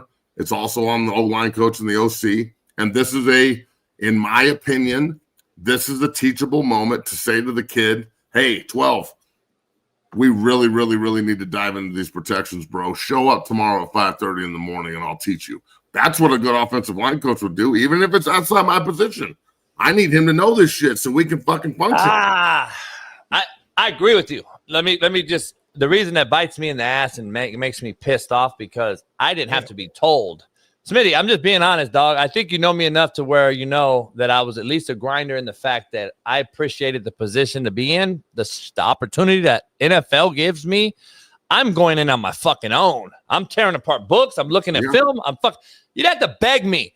Stop buying fucking Bentleys, homie. Stop buying Bentleys and going to fucking concerts. How about you get in the fucking film room? We gotta stop making excuses too, though. I went to concerts and NBA games and shit and still went in early. Come on. I considered myself a grinder, but I also had a life. Look, but no, I'm only speaking because the quarterback, man. But I'm saying I'm being very specific. I'm not saying just go in early.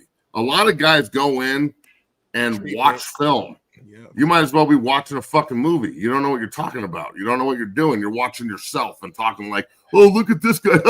He fell over. It's fucking dick grabbing. I'm talking about studying film with someone that knows how to teach you this shit and getting on the board and like shelving your ego. Every quarterback, not just Shedeur, so that doesn't get fucking misconstrued. Every goddamn quarterback shelving their ego and going, I don't know shit about protections. Because when I answered this question, hey, quarterback, who's responsible for your protection? Your dumbass looked at me and said, the O-line? Nah, dummy, you are. You are. You are. Do you like your teeth? Learn how to fucking full turn. Hey, here's my point, too. Like, I'm speaking simply straight up from quarterback perspective. Yeah, like, that's facts. That's facts.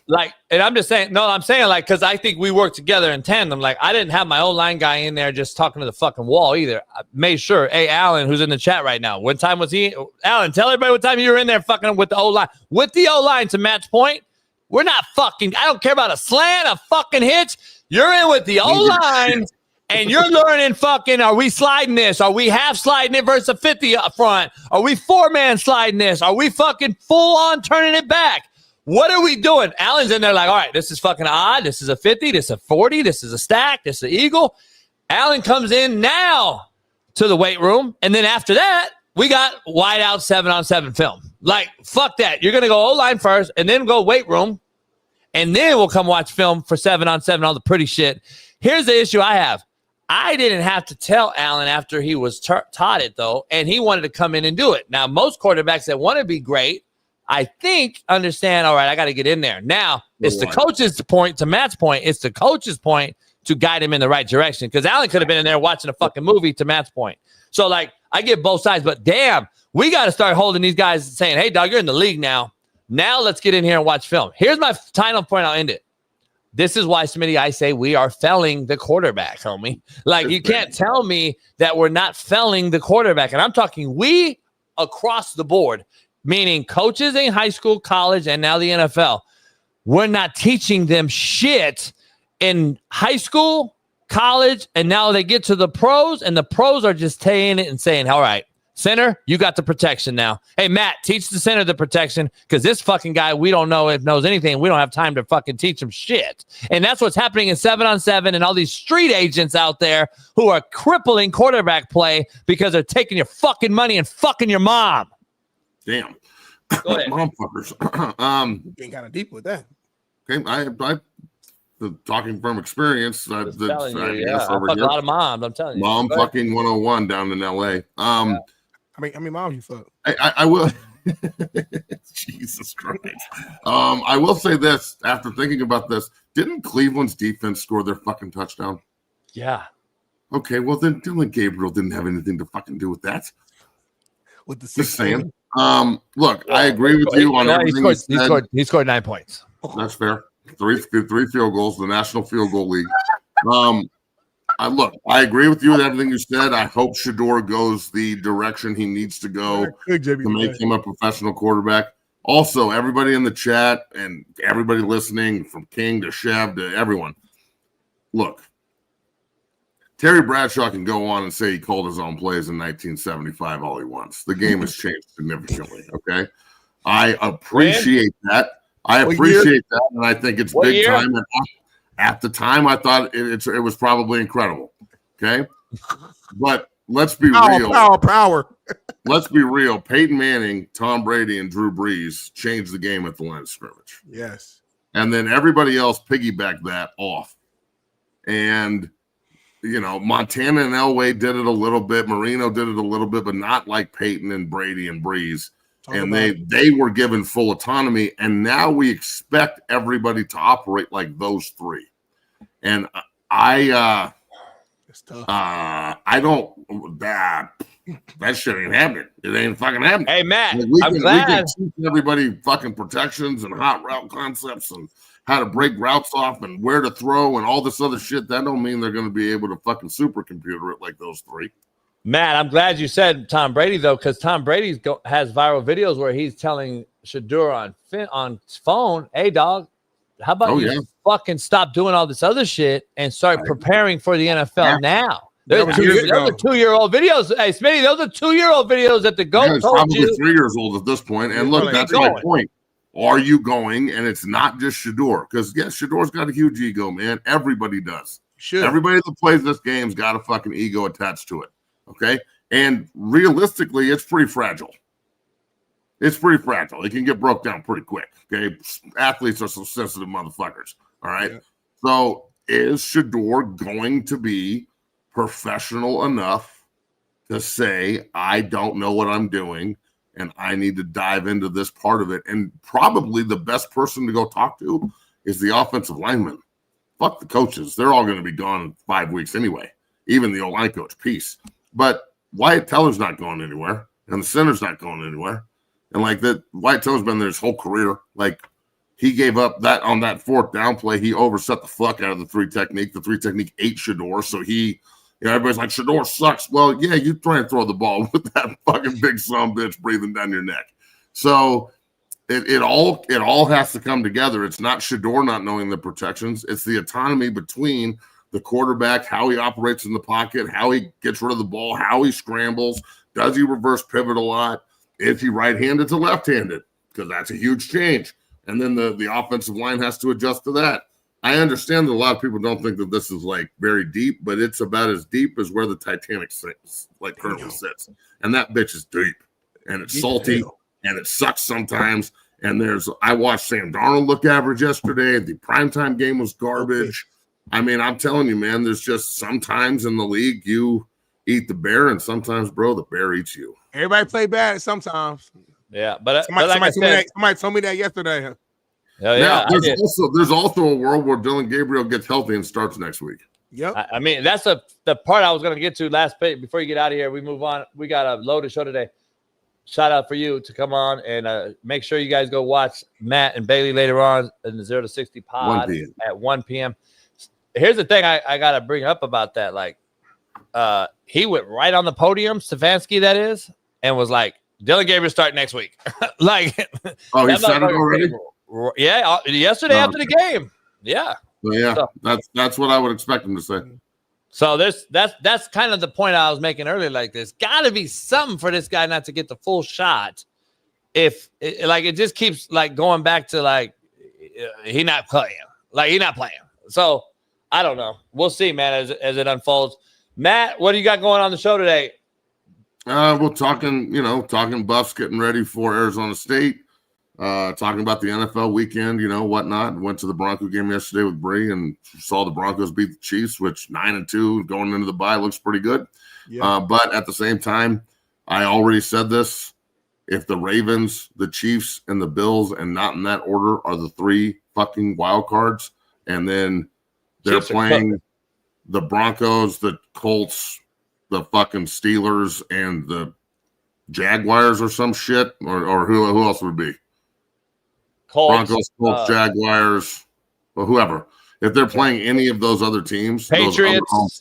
Patriots, there you go. Like if Buffalo goes to New England and Kansas City goes back to Denver and Baltimore ends up in Pittsburgh and the Colts are the 1 seed, all those home teams are going to be like, fuck. They are going to be so angry that they got to play those 3 teams. They may beat them, but shit, you never know. You got to get that 1 seed, bro, so you can just clean up some of the fucking problems. And Jonathan Taylor should probably be the MVP. So that's what the Rams did yesterday. Yeah. But anyway, Matt, we'll see you on Friday. Yeah, are you bringing Chev on? Yeah. Bring Chev on. I got to give him some love, dog. That's real quick. Let's bring our main man in. We got a special intro. We got a special intro from our main man, Colorado Buff, interim head coach, legend, wideout draft pick by the Cleveland Browns, and the head coach for the winning invented drip drop Cleveland Brown. And guess what? Has his Northeastern State team with 8 wins, more than any since 2000. The most wins. Our main man, Coach Severini Jones.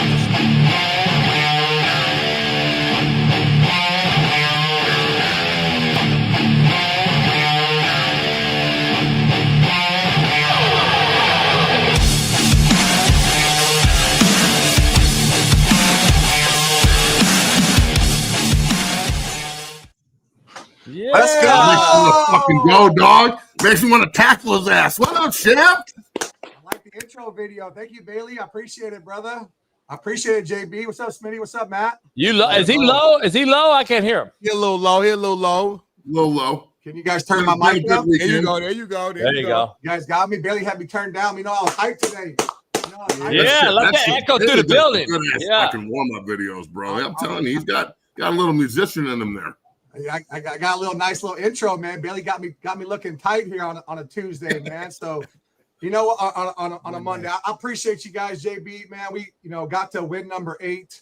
The most wins in school history since 2000, man. Where were you at in 2000, JB? I was playing, man. I was a senior.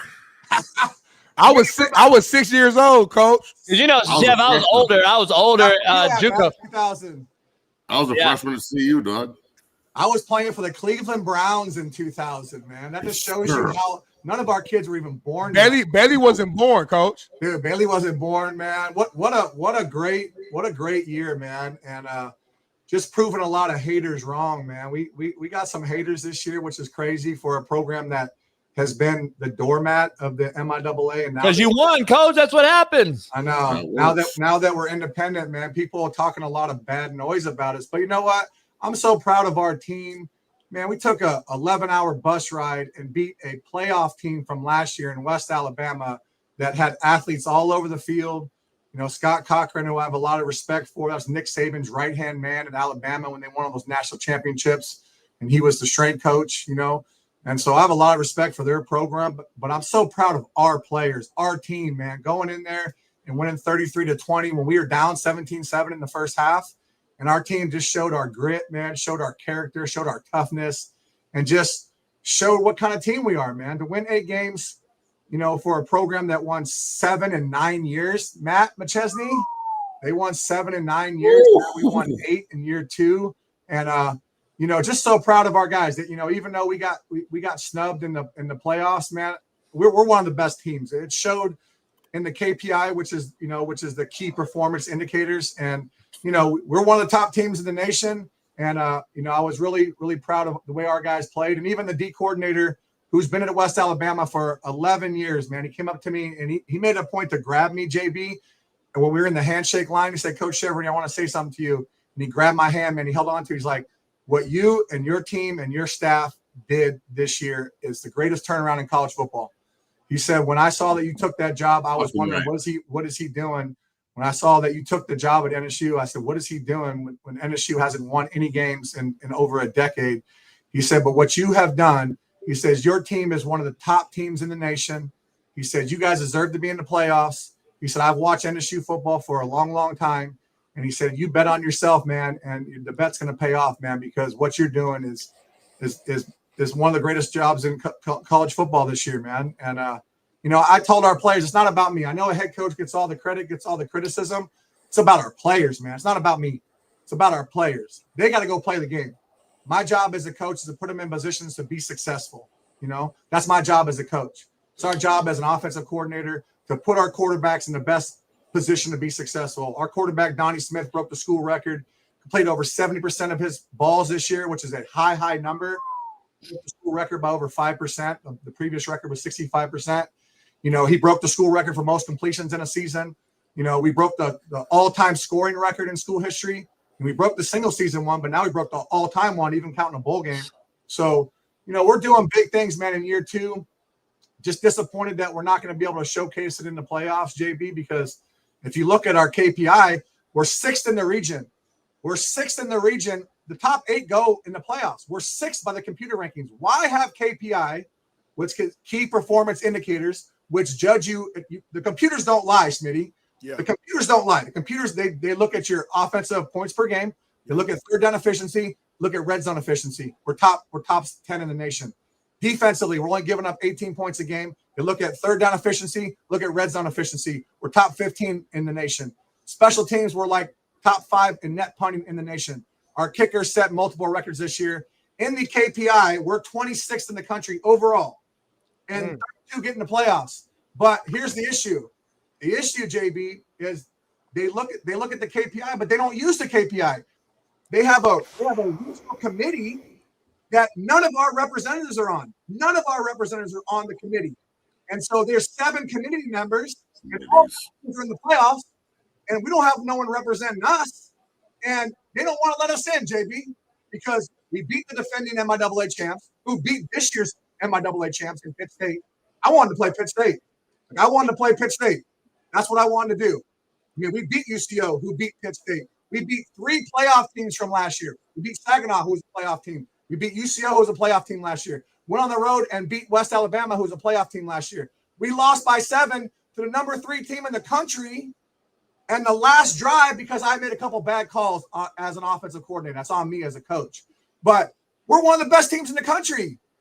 And then you get the GSC, who I have respect for West Florida. I have respect for Valdosta. I have respect for Delta. I have respect for those schools in the GSC. But there's 4 teams in their conference, JB. 4. They got 2 in the playoffs. How do you have a 4-team conference and you get an automatic bid? You should not get an automatic bid if you got 4 teams in your conference. You should at least have to have 8 teams in your conference to get an automatic bid, because Valdosta, who won 2 conference games this year, Valdosta was a 5-4 team who beat West Florida in overtime in the conference championship game and got an automatic bid. There's no way they should be in the playoffs, or West Florida's not in the playoffs. If you're going to put Valdosta in as an automatic bid when you have a 4-team conference, then sorry, West Florida, you had a great year, man, but you didn't win your conference. You're not in the playoffs. Yeah. You know what I mean? Like, let's call it what it is, man.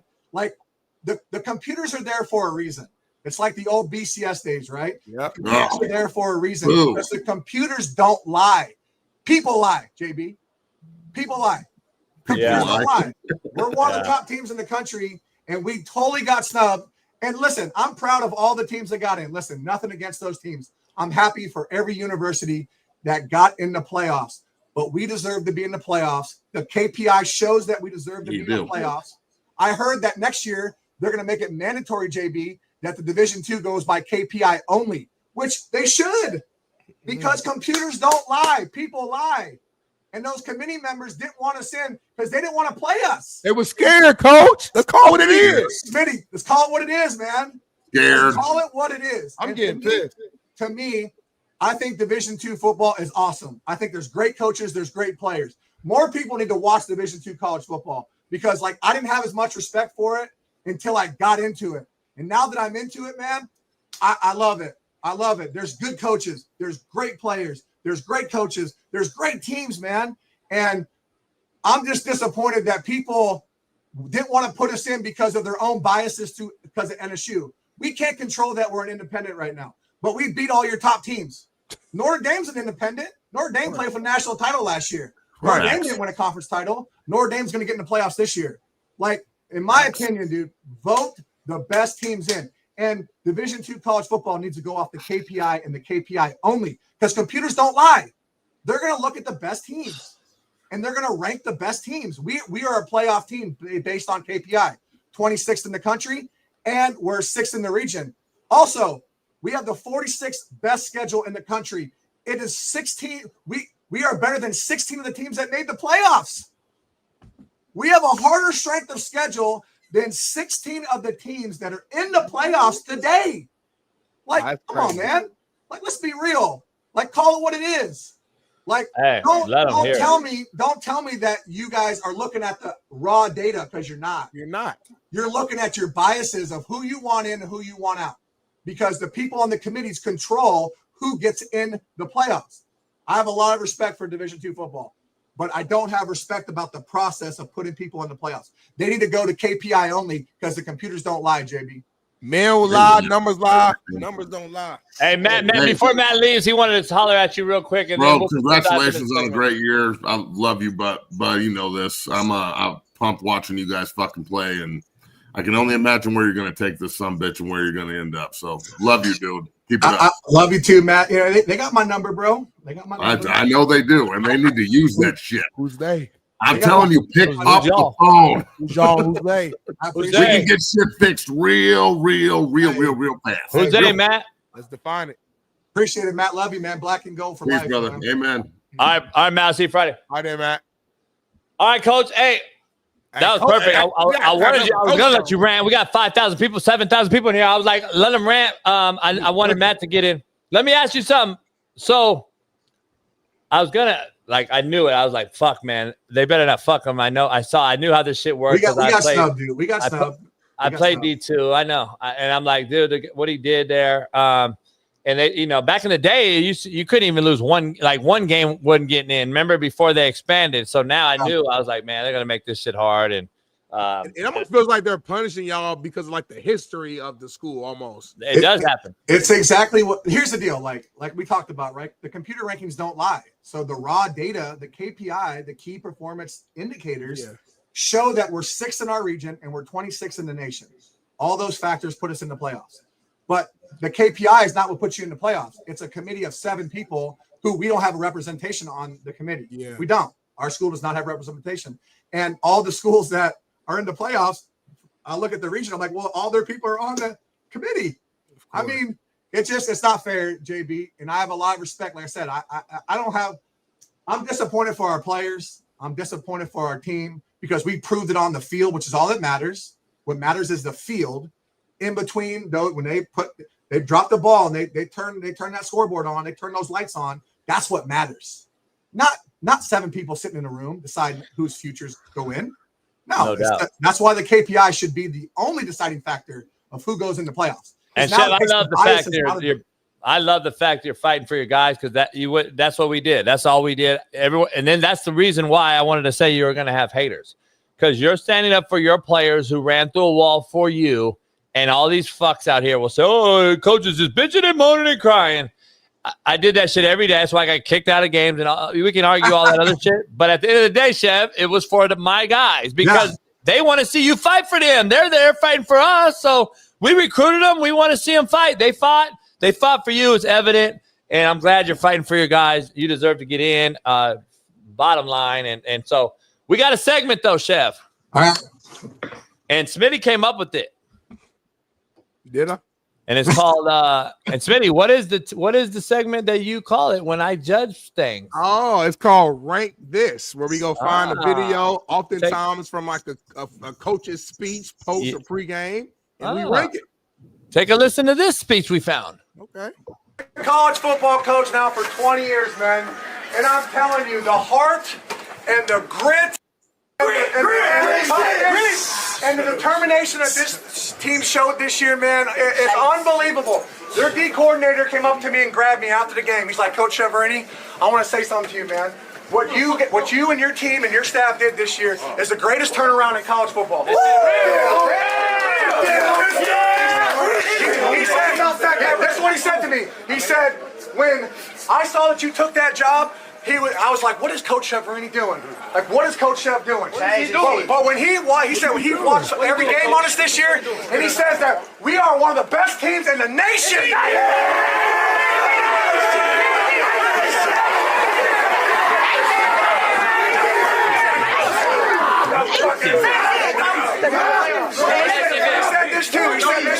He said, I've watched all the teams. He said, you guys are a playoff team. Yes. But for right now, you got to play my mother.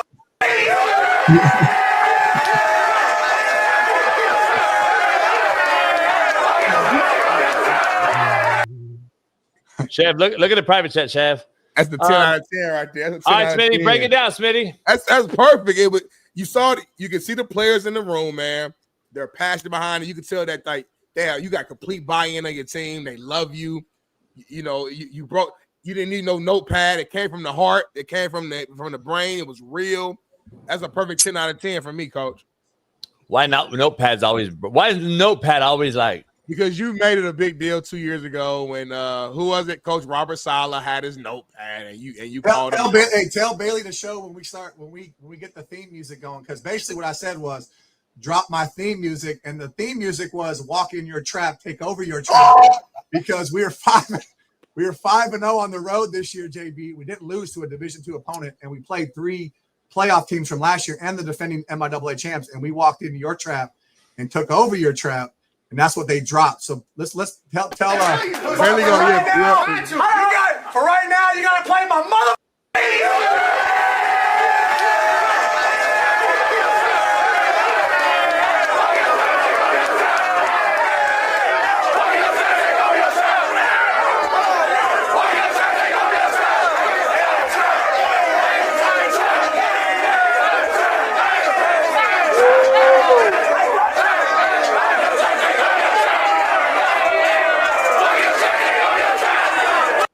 Hey, what's funny is like right after the game, right, we were walking up to the locker room, and like all the players like, Coach Shedeur, we got your theme music ready. Coach Shedeur, we got your theme music ready. I said, get it queued up, man. So we're about to get it lit in that locker room, man. And that's why you do it, man. I mean, JB, that's why we coach, man. We coach not for the wins and losses. We coach to see our players' faces when we do win a game, and they get to celebrate together as brothers in the locker room. No matter if you white, black, Mexican, Asian, it does not matter. No matter. It does not matter. It crosses color lines. It crosses your religion. It crosses all those boundaries, man. You're just a locker room of brothers, man. And that's what I love about coaching. I love bringing something that was fractured and broken, and let's put it back together, man. Let's put it back together. And we've been able to do that. I've rebuilt 2 programs in 3 years, man. And, this was probably the hardest one. I told our players today, this is the hardest job I've ever had, but it's the most rewarding job I've ever had because it was so hard. It was so hard, and so many forces working against us over here, but we got it to a point where we're one of the top teams in the nation. The computers show it. They can hold us out, JB and Smitty, but the computers don't lie, man. Nah, I love it, man. I think I got a year left of eligibility. If you need a 3 technique, let me know. We do. You got me hyped up right now. I got room for you, bro. I got room for you, man. Hey, because anybody can down there play now, right? Well, I mean, you still got obvious shit. I mean, I'm just saying. You get 10 full-time semesters. You know, like your years don't run out, but you get 10 full-time semesters. So if you've exhausted your eligibility through your academics, then you can't play. I'm just saying, Compton College got like I didn't have to be 10 semesters. 50-year-old, they got 45-year-old, they got Bronny and LeBron, they got LeBron James. Compton College got LeBron James and his son playing, and a 50-year-old Mexican. Hey, did Compton hit your line yet, JB? Fuck no, they're not gonna hit my line. Hey, everybody ran with it though. It made ESPN and all kind of shit. Nobody tagged us though. We got to get that. I'll mediate the interview, man. I'll mediate. I feel shitty for my boy coach there, but damn. They forfeited again. Coach there though, I'm gonna come back and play for you. I'm telling you, man, it'd be Netflix's highest rated show. Oh bro. my god, it will blow up. It will blow up. You can't come back and play for me, but you come coach maybe or something. No, I'm serious. Your guy, he's 50 years old. He's playing with his son. Yeah, but I mean, But I'm not gonna do that. Like that's me. Yeah, he's a get back guy. He'll get a get back guy. Wear the uniform, he'll go in and coach. All right, Shed, are you guys bowl eligible? Is there still bowls or no? Yeah, we're bowl eligible. We're actually in contention for the Heritage Bowl, and there's some other things going on bowl wise. But yes, I truly believe we're going to get a bowl game. We deserve a bowl game. I mean, like I said, man, I want to see this team play one more time because they deserve it. They've earned it. And man, what a year though, man! To break the scoring record from 1969. That's a lot of football teams to break the scoring record. And our defense, the way they play at the end of the season, we're a tough team. And like I said, for that D coordinator he searched me out. Like he made sure that he grabbed me. And he held my hand for a long time, like, man, coach, what you're doing and the way you bet on yourself, man. I said, well, I bet on myself, but I bet on these players too. You know, these players are playing their tails off, man. And what a cool thing, JB. You've been through it, you know, coaching Mets. It's a tough profession, man. And the losses hurt a lot more than the wins are exciting. But man, I love winning though, man, and I love what we're doing. Nah, man. Agony, defeat, thrill of victory. It's always right there. It's a fine line, man. Shit. Act like you've been there, I guess, is the thing. Let me ask you something real quick, diving into some college football after the utter disappointment of you guys getting the news yesterday. We followed it here. Shaun King and I were here. I just took him back to Vegas. And then he'll be back on the show here after you. But we were watching the D2 deal, and we're just like, oh, man, this is crazy. And we were following and retweeting your stuff. Hopefully the committee sees it and what a joke it is, man. That's why Condoleezza fucking Rice was picking BCS bowl games and shit. And that's the reason. That's why D2 just follows the lead. I mean, fuck, we got guys picking bowl games and playoffs. It's not fair to the kids. It's about the kids. It's not. It's about the kids. And they say they're about the kids, and all the mission statements all are lies. Let the KPI decide. The computers don't lie. Yeah, no doubt. Let's dive into college football, though. Your alma mater, Colorado. Rick George, I know you put a tweet out thanking him and what he's done for his service. He's been there forever. Before you is Darian and Cordell and everybody else. Darian loves him to death. Great dude. Let me ask you a twofold question, though. Is it part that this is becoming a sideshow now and he's got to step away, or he's just been there? This is it for him? Well, I mean, I've known Rick for a long time. Obviously, you know, he was one of the guys that was instrumental in hiring me back in 2016 when we had the biggest turnaround in school history, winning the Pac-12 South that year. Coach Mack. Yeah, with Coach McIntyre, man. Coach McIntyre was the national coach of the year. But Rick is an awesome person, man. He's an unbelievable administrator. If you look at his track record, man, the guy, it speaks for itself, man. You know, I love Rick, man. The only thing I disagreed on Rick is I said Rick should have made me the head coach. That's the only thing I disagreed with Rick and all the time that we were there. But me and Rick have a great relationship, man. I'm excited that he's still going to be a part of Colorado and be a special advisor to the chancellor and be emeritus, AD. He deserves that, man. He's done an unbelievable job of growing the University of Colorado athletic department as a whole. You know, ADs get judged usually by one thing, right? Football hires, right? That's really what they get judged off of. But Rick has done an unbelievable job of just growing the brand of CU football, CU athletics. He does a great job with all the other sports. I see when I was there for 6 years as a coach. I saw how he interacted with other sports, how he interacted with other programs. man, Rick George is a top of the list, man, when it comes to administrators. Man, I love Rick. I have a lot of respect for Rick George, and the only thing we disagreed on was me not becoming the head coach, and but I know Rick's been helping me in my career, and I've also grown a lot. So you know what, Smitty, I truly believe that, like God does things a certain way. Yeah. And so the reason why he didn't give me that job in 2020, because he knew I wasn't ready for it just yet. And so he's been helping me in my career. I've grown so much as a head coach the last 3 years. I've grown so much as a play caller these last 3 years because I've stayed true to who I am as an offensive coach. And that's why you see my numbers, over the last probably 3 years, we've averaged close to 40 points a game, if not more. I think it's more than 40 points a game in the last 3 years. And so I've been able to polish my game up as a play caller, but also grow as a head coach. But Rick George, man, he's one of one, dude. I have a lot of respect for Rick, and I'm glad he's still going to be around CU. He should have hired you before he quit. So anyway, let's move on, Smitty, amicably. What is your take on Shedeur getting in the game real quick? Will the Browns retire his jersey? Here's what I think about Shedeur, man. I think they need to give him a chance to be the starting quarterback. Here's my reason why, too. Thank you. I think Dylan Gabriel is a good quarterback. Don't get me wrong. And I know they've drafted him in the 3rd round. The problem I think we're having, I don't think Stefanski, I don't think he wanted to draft Shedeur. I don't think he wanted to draft Shedeur. He wanted to draft Dylan. Now I see his stats right there, but listen, I'm a former NFL player. I'm a former NFL receiver. You know how many reps Shedeur got with the ones that week? This many. And you know how he went into a game where he's really not part of the game plan. Yep. And so, he's going against a really good defense. Here's the deal. Give Shedeur a chance to be the starter. Let's game plan Shedeur. Let's see what we got. I think Shedeur is a star, and I'm just saying what I watched. I watched with my eyes. I'm not talking about the hype. I'm not talking about his dad. I'm not talking about anything else than the player. I'm taking all that stuff away. I don't agree with everything that he did. I don't agree with all that stuff, but I'm talking about Shaduer Sanders, the football player, the quarterback. I watched him. You got a great offensive mind. Obviously, you know the game. So keep telling you, give me Shedeur, we're gonna light it up. Woo! We're gonna light it up. You know what I mean? I'm just telling you, people hate on him because I get why they hate on him. Don't get me wrong. I get it. There's a lot of things I don't like. They don't like this coach. They don't like the swag. They don't like that. They feel threatened by it. I get it, but you know what? Stop, Smitty.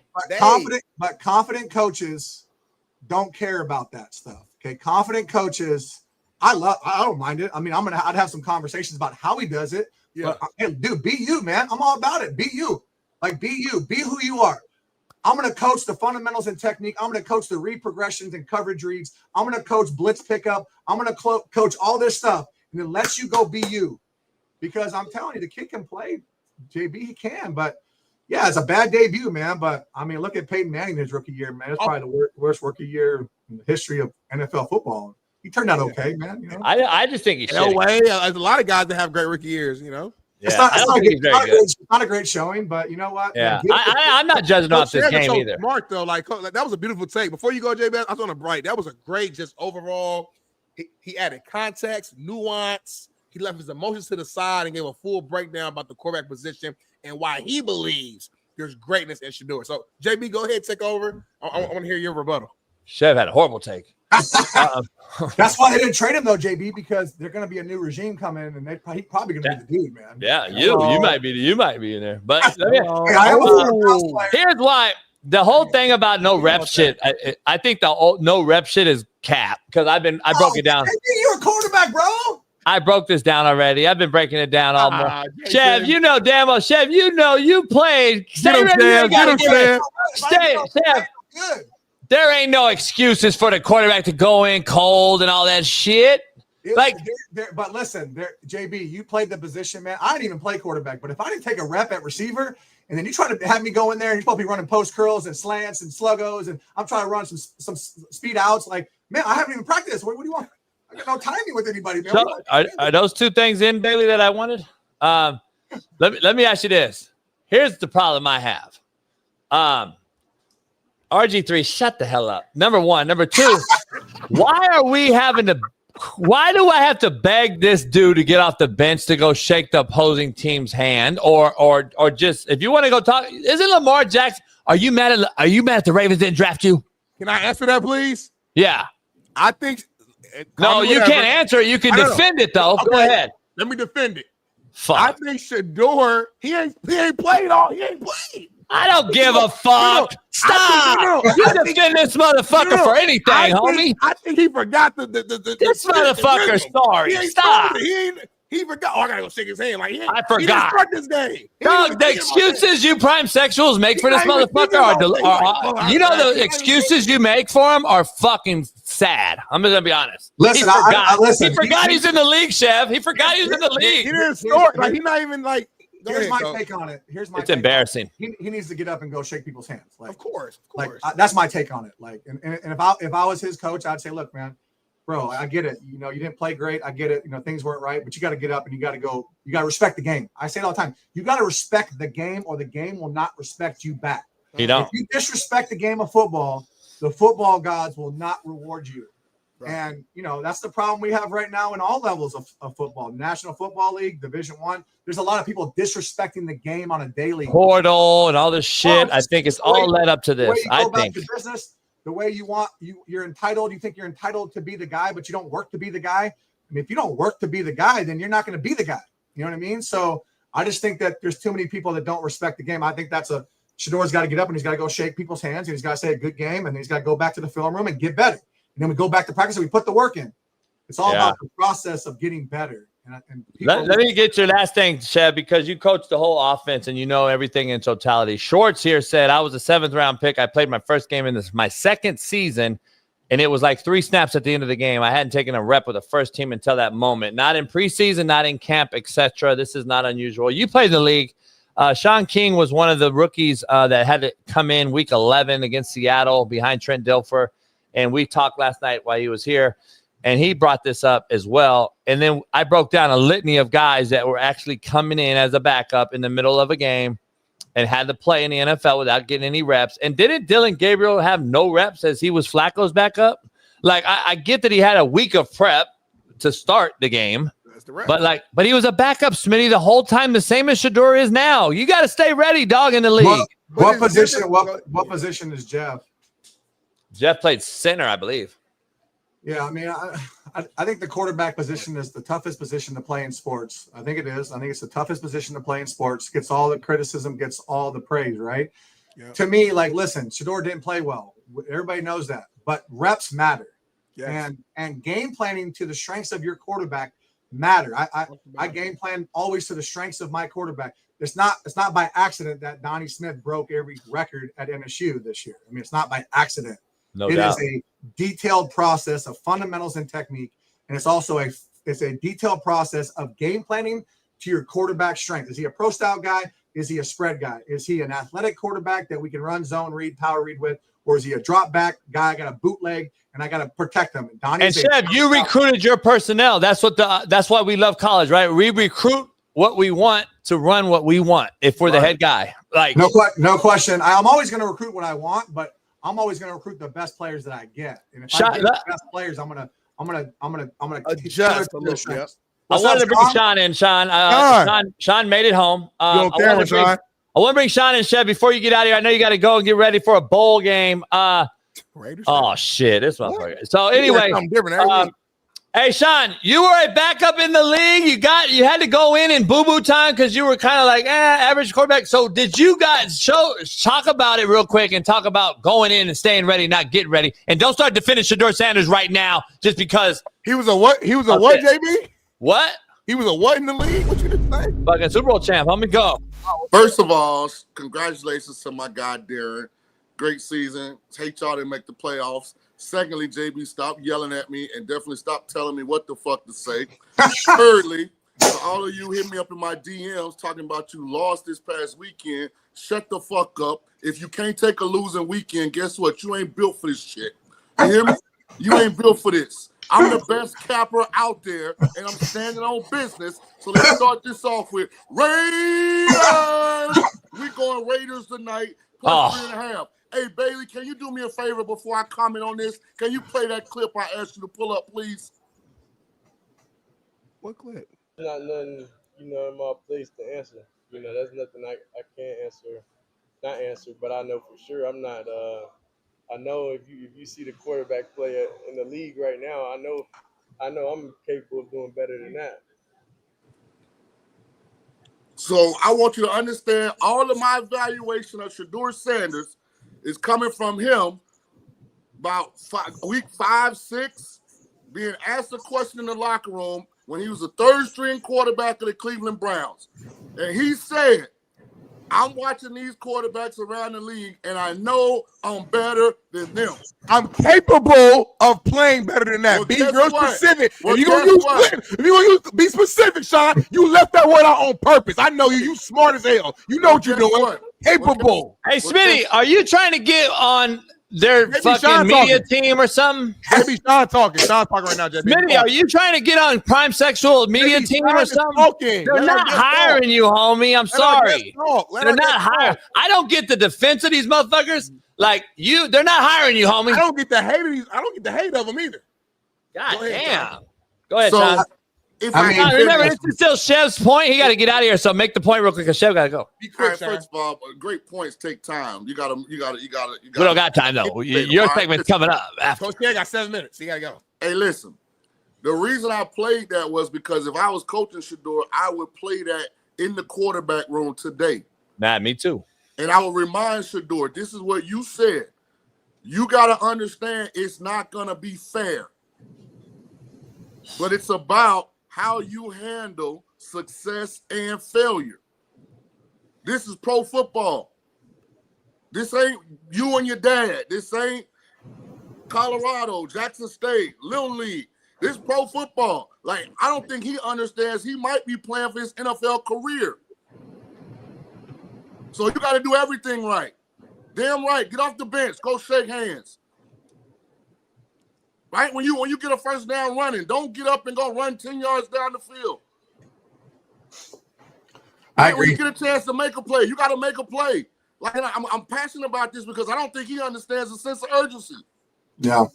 His whole NFL career might revolve around how he plays against the Raiders next week. He's a 5th-round pick, guys. That comes with a lot of added stuff because of his following. It's not like there's a whole bunch of teams clamoring to add that to their roster. Yeah. I agree. To the Josina Andersons of the world, y'all making it worse. You're not helping him. Stop capping for him. He's in the same situation Dylan Gabriel was in. Smitty makes it worse. Same teammates, same play caller, same system. I'll make it better. It got to look better than it looked when Dylan Gabriel was out there. Otherwise, the Browns going to move on, and I'm not sure his landing spot is going to be any of the 31 other jobs that could be available. Give him a full week, and we'll judge him fairly. Go ahead, go, Chef. That's what you want, Smitty, but I'm telling you what the reality going to be. Full week, half a week, sometimes it don't matter. Drew Bledsoe ran out of bounds and got knocked out. Brady didn't ask for another week.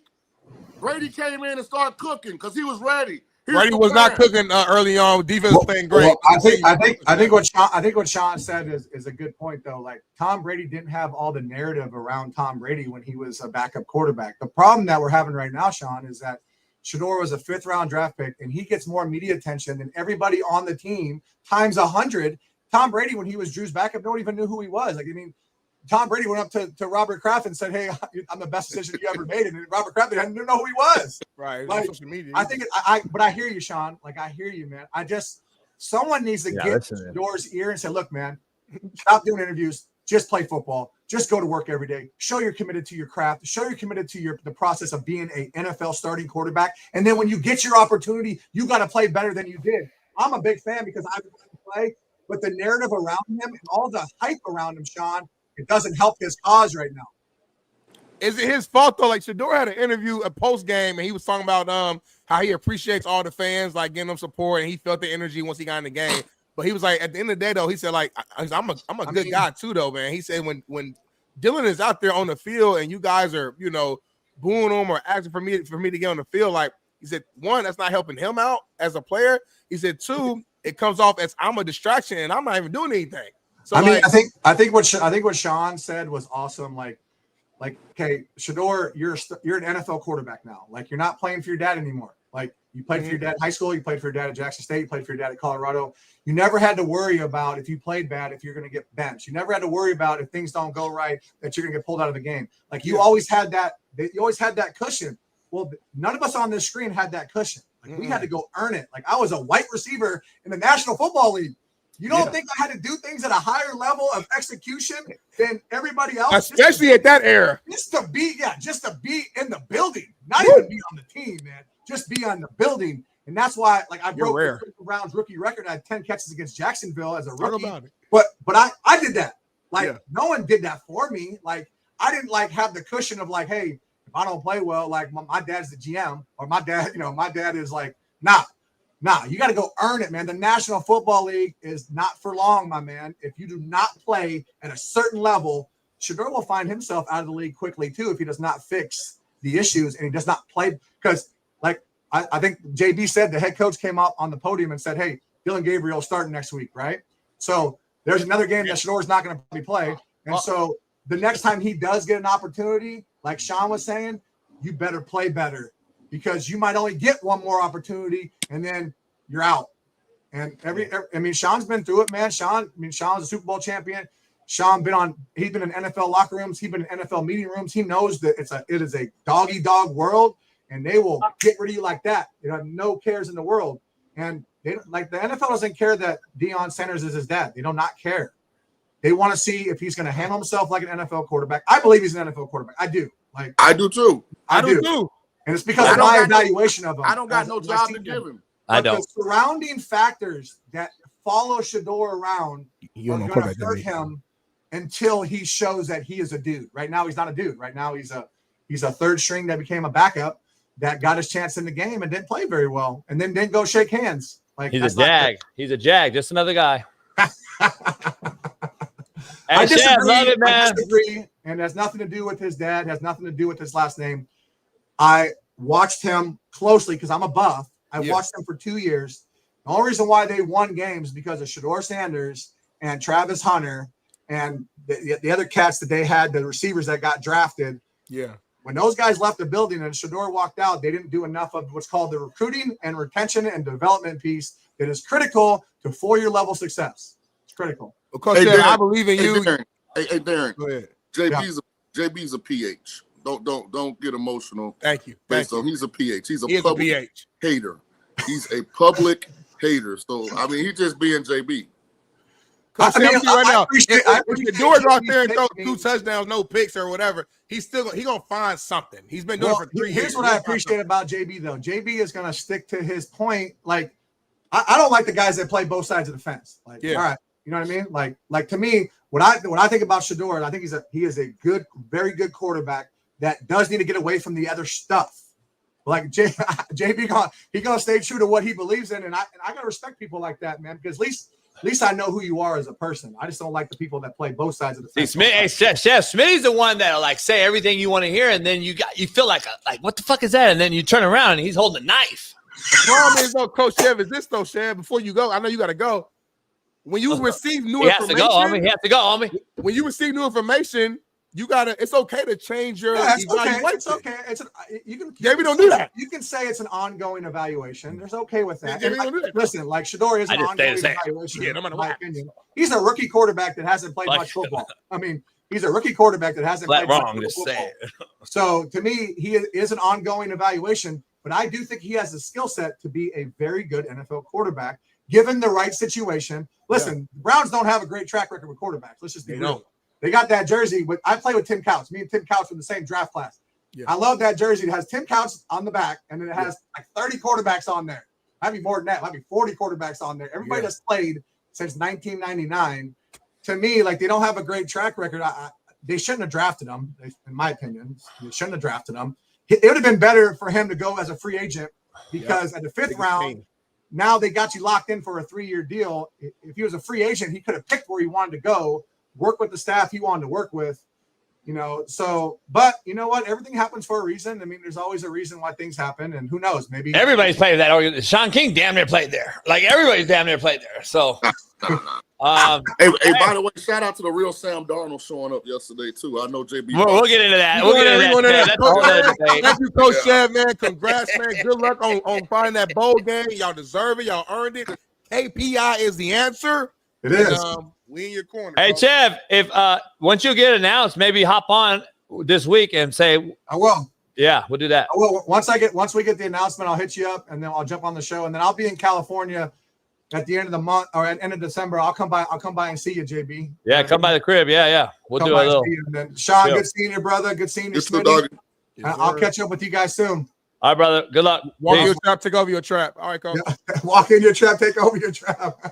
Yeah. I love it. See you, All right, see you, brother. fellas. Love you. Peace. Coach Severini, man, the head coach, Northeastern State University, the most wins since 2000. Shaun King and I were actually sitting there and yesterday covering it, and Shaun was trying to find it online, and we were supporting it. We were supporting it the whole way, man, and it's just unfortunate it got taken down. They got shot down. Michael Penix breaking news may be done for the season. I know that's breaking through there. Maybe Bailey can find something. We were watching the game yesterday. Shaun was like, hey, Cousins is in. Something happened. A lot of guys went out yesterday. Aaron Rodgers may be cooked. Broken wrists. We don't know. We'll dive into it. But, Shaun, we've been going full go without a break. So I guess, Smitty, if you can hang another couple minutes, we'll do it. I don't know. Yeah, I'm young. I'm fine. Let's keep going. Y'all can take a break. Go ahead. No, we got to take no break. Fuck it. I need to take a break. I got to take a piss. I'm going to start that name. I'm going to start that name. I just took Shaun home. Tough So, enough, like, homie. It's 45 minutes left. I drove Shaun home. Weddle coming on today? Yeah. Well, we ain't got time to really, we got to go. I drove Shaun to Vegas and back, homie, and I'm doing the show. It's like a you problem. Look at got him Starbucks on the way, homie, in Barstow. But anyway, hey, you guys take it real quick. I just need 2 minutes. This motherfucker's soft. Well, let's go. Let's dive into what you were already discussing. And well, first of all, let's start here. You got the Raiders tonight. Tell us why. Just part of the course, man. If you look at how the NFL has gone this year, especially in primetime games, yeah, expect the unexpected for the most part, right? Yeah. Like, so why not? I so mean, basically, it's just a lucky guess. You're just guessing, right? No, nothing I do lucky or guess. Everything's calculated, and it's an expert opinion. Do you have a message for all the naysayers, all the folks who has been in your DMs, messaging you? This ain't for them. This ain't for them. They weak mentally and emotionally. If you can't handle losing, then you can't compete. When you compete at the highest level, like I do, in this sports betting space, they're gonna win every now and then. But that's okay. You stay the course, stay committed, stay locked in. You know your process is right. To your point, though, too, Shaun, they act like you didn't lose too. Right. Like, they act like they lost by themselves. Like you probably lost more than them probably. I was being antisocial during the Ole Miss game because I couldn't understand how Ole Miss got inside the 5 twice, come away with no points, end up winning the game by 10, even 2 field goals that we cover. Like, I mean, I'm emotionally invested too. It ain't like I get these picks out and I don't get involved. Like, but again, I'm not worried about me. I'm worried about them. I just want them to know sticks and stones can break my bones, but text, DMs, and words can't hurt me. There was a point in time your eyes looked a little glossy when I was at JB's house during the Ole Miss game. I was like, JB, you good, Shaun? He's like, yeah, I'm good. It's probably from the cigar and from the liquor, but I thought maybe you was about to tear up. I didn't know what was going on, so I couldn't really believe my eyes. Okay. Like Lane, well, really, Chambleese is the reason that we didn't cover the game. Like, for the first time in a long time, he was inaccurate. It happens. Just remember what I said. Stay the course, everybody. Stay the course. Stay the course, man. Stay the course, man. Well, make sure y'all hit that like button, man. Today was our highest, I think, show of all time, if I'm not mistaken, on YouTube. Hit that like button, man. Listen, I don't want to talk about it till JB get back, but JB needs your support, man. Oh, he do. He got a lawsuit coming that he don't know about yet, so I'll talk about it when he get back from using the bathroom. So make sure y'all hit that like button, subscribe to the show. We got to fund the defense team for JB. We did, man. It was a lot going on there. Shaun, something just happened. Phone probably just died, man. But we had a hell of a weekend at Shaun, man. I mean, at JB's. Everybody pulled up, all the OGs. Steve Kim pulled up, all the homies, man. We had a lot of food. We tacos, quesadillas. We had pizza. We had all type of shit. So shout out to JB for hosting us. Because I will say this. Say what you want about JB. He is a hell of a host. You know, man. He made sure we had everything that we needed. So we had a good one. And you already kind of started talking about it. I was gonna say I'm trying to say it for JB once he hop on, but you brought up Sam Darnold already. Oh, hold on, what folk go there? Some guy named Gore in the chat. Shut up. What'd he say? Talking about he ain't taking my picks again. Don't take him then, goddammit. Yeah, how about that? He ain't ready. He ain't ready mentally. Basketball. Go kill yourself. We won the game. We beat the Seahawks. How about that? Forget the stats. I love you too, Dylan A. Hey, B Nickel. You go outside and slip on some water today too. Hope you sprain your wrist. Are you shitting me? What? I just took a piss, homie, in the room where Shaun stayed all week. And I heard some rumors that something happened. But goddamn, where's fucking Ruben at? What happened? My fucking bathroom, what happened? Oh! Homie, take that off the screen. I can't look at that, homie. Hold on, homie. What's going on here? I just walked in the bathroom. Shaun King been there all week. I didn't go in that bathroom, homie. That's my front bathroom. So what are you saying? What are you alluding to? So Ruben got up yesterday morning and left the house early, and I don't know why. So Ruben's in the house. Look at Ruben right there. So we were playing poker, Smitty. You were in there with Steve watching the fights. Yeah. And Ruben got up and crop dusted the whole room. Shit. And then Shaun King went in the bathroom and said he almost threw up. I do remember that. Shaun walked to me. He said, "Hey, man, which one of y'all was in the bathroom?" He was like really passionate. That's all I know. That's all I know. Hey, JB had a bunch of people over there. Some of them I had just met. Some of them I knew. Heavy set too. Nobody wouldn't take accountability for who did this. But, man, somebody went. No, hold on, Shaun. Make sure everyone knows you and I never left the fucking poker table. Oh, no. It wasn't me or JB. And that wasn't his bathroom. That was a commercial bathroom that he showed on the picture. But I walked in the bathroom. I just ate some peanuts. We were playing poker. Yeah. And you know how peanuts get in your teeth, right? Yep. So, like, I went in the bathroom, like, just to put some water in my mouth, make sure I can wash it. Man, look, I swear to God, I almost threw up. Boy, it was so bad. And, this might be the worst. I got 4 kids, so I don't clean baby shit. I don't smell the man. I played football. I've been in some locker rooms. This was the worst aftermath of somebody taking a shit I've ever experienced. I literally almost threw up to the point I started going investigating. I went to the front room where Darnell and some of the cats was watching a UFC fight, and I went to interrogate them. Like, which one of you goddamn yahoos just came out this bathroom? Everybody pleaded the fifth. We did have a special guest that was asleep up top. He's looking more and more like the culprit, but I'm not going to throw his name out there. I go back to the poker room. Probably was him. I tell him, stop the game. I started interrogating the table because I thought it was Ruben. Right. Thought it was Ruben, but Ruben defended himself. It was me when you say it was me. I don't think it's Ruben. Like, now that I think about it more. Nah, Ruben was in here and he just left and came back. I ain't gonna say his name, but Shaun, I'm leaning more towards who you just said. We don't say his name, but I'm for real, dog. I think it really is. Him, dog. Hey,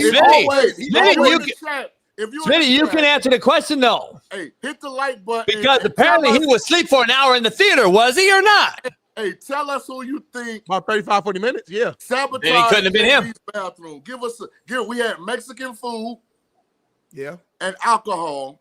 Beef. We had fucking carne, what's it called? De race. Shrimp. What race culture of people do you think could least handle processing a Mexican themed Saturday from a food standpoint? Because they obliterated JB bathroom, dog. It was, man. Well, the Mexicans can handle it. Black people, we can handle it. So me and you, we're cleared. Ruben's cleared. Although, Ruben, I owe you one. because I was interrogating everybody at the table, and I think I sent Ruben into like a collapse because Ruben got up, he was holding his shorts. He crop dusted us on the way out. Hey, Ruben funny as hell because he played it up. Hey, Smitty, like he walked out and crop dusted us, but then he fuck around and grabbed his shit like this. Right. Yeah. Oh my God. Hey, he left y'all room and came by the movie theater, and we were like, "Hey, homie, they said that you was like you took a shit. Like, is that true?" Ruben said, "Hey, the chat's on it." He said, "That's what they said," and walked off.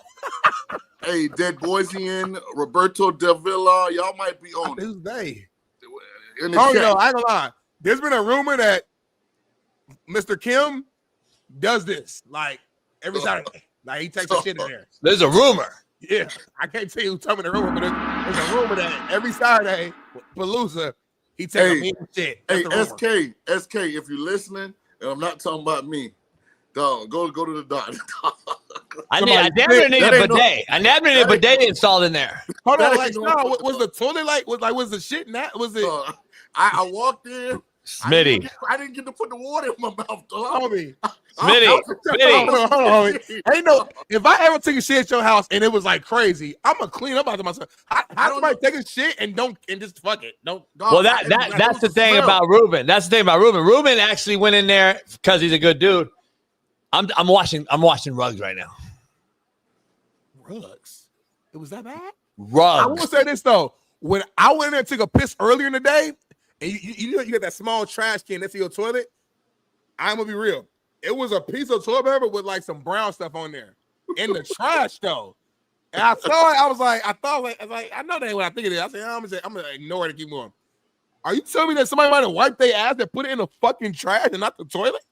No. I don't know. I didn't see that part, but no, what I'm saying is, did somebody go in my fucking bathroom and just shit all over my rug? Maybe he was rushing. Fuck the toilet paper, homie. Is that my rugs are shitty? I gotta go to fucking Home Goods and get new rugs a day, homie. What game was on at that time? I have no idea. Anyway, we got a lot of football to discuss. We got a lot of football to discuss. Miami? I don't know. I don't know. They might have been rushing. They're trying to rush the shit and get back to the game. He got to defend himself when he come back on, dog. You got to have like a lie detector, and he got to. No, what I gotta do is Shaun brought it up. It's damn near illegal, but I damn near got to put cameras around. So not in the bathroom, but in the hallway outside the shitter, bathroom. I got to damn near put a shitter cam. No, JB do got cameras in the hallway. JB, but you put it in the hallway. Go back and watch. Timestamp and look who walk in and out. There you go. Anyway, we got off topic. We got a lot going on. I do got to say something right quick, though. Shout out to my dude, JB. He was a great and gracious host outside of me almost dying in that little situation right there. I had a great time. There is one more incident that happened, but I'm going to save that for later in the week. So y'all stay locked in. Hit that like button too, man. You're going to save what? Look, the lawsuit. They're gonna show it with the paperwork. I bought something. Nah. So the What dog this is my shoe, y'all. What shoe? This is the I don't dog know shit about it. Smitty, I wasn't here then at this day. Is the worst trained dog in all the state of California. Those look very expensive. Those look very expensive. On top of that, the dog weighs about 150 pounds. The dog don't listen to any verbal commands that JB makes. He just looks at JB like, shut the hell up. Look at the dog. This is my shoe, y'all. I haven't seen these videos, Smitty. Real shit. I go to John took videos and sent them to Bailey, homie. God damn. He making love to your shoe, homie. I go to refill my cup, y'all. This is what I walk back to. This is Ash, who I guess JB hadn't fed. He was still hungry. He decided to eat my. Look at this shit. You making love to your shoe. Look at this, man. Wait a minute, who took this video, homie, and how did it get in the show that I don't know? I didn't know about this. I didn't know about this video. I wasn't even there. Damn, homie. So anytime I tell y'all Ash is like the least behaved dog in all of California, now y'all see. And then look, he didn't even punish the dog. Why do you look like I got a little gut right there? By the way, I don't like that picture because that's not my gut. That's a T-shirt. So that is not my gut, by the way. That is your gut. You're fat as fuck. I've been telling you that. Quiet as cat. There's literally no gut like that. Why you leaning back? I don't have no gut like that. Oh, that's a bad angle. That's a bad angle. Bad angle picture right there. I don't like that look. Hey, if you in the chat, man, and you got a dog, and your dog eat one of your guest shoes, if that's how you would punish a dog by over there cuddling and snuggling and snoozing with the dog, man, my dog would be punished for a week. Hey, well, we got another a real Super Bowl champ joining the show on a Monday. Gotta wear the baby house, dog. Don't leave your sandals around. And E-Dub was going to pull up, but he after his game immediately, he had to get on a flight, take his son Gage, one of the highest recruited players in all of the country, to the Georgia game as they belted to ass Texas. So right out the gate, let's bring him in the proper way. Our main man, it is E-Dub Monday. Eric Weddle joins the show. Yeah.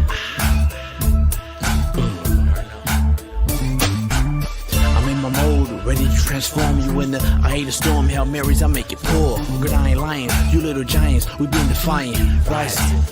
What's the cost? Speed of balls, breaking down the walls. We all lean once the coin gets tossed. Got the plan of action, never acting. No need to scramble to get traction. We make it happen. From 3-4s to 4-3s, we get it cracking. Yeah. What's up, my dog? Hey, Steve just tweeted out, by the way, watching the show, he said, it was the Valor. Wow. We owned up to it, homie? I don't know. He's posting tweets, homie. I don't know. It wasn't the Valor. It was that fucking drink. What's that drinking drink with the Dr. Pepper, and what do you call it? The cold pepper or something. I got the baby. I sent you a video. It's the Dr. Pepper drink with the vodka. Oh, vodka. E-Dub, you safe? You in Georgia, California? Where you at? Oh, back home. We did a quick 24 hours there, in and out. Got back late last night, and man, that was it was pretty incredible.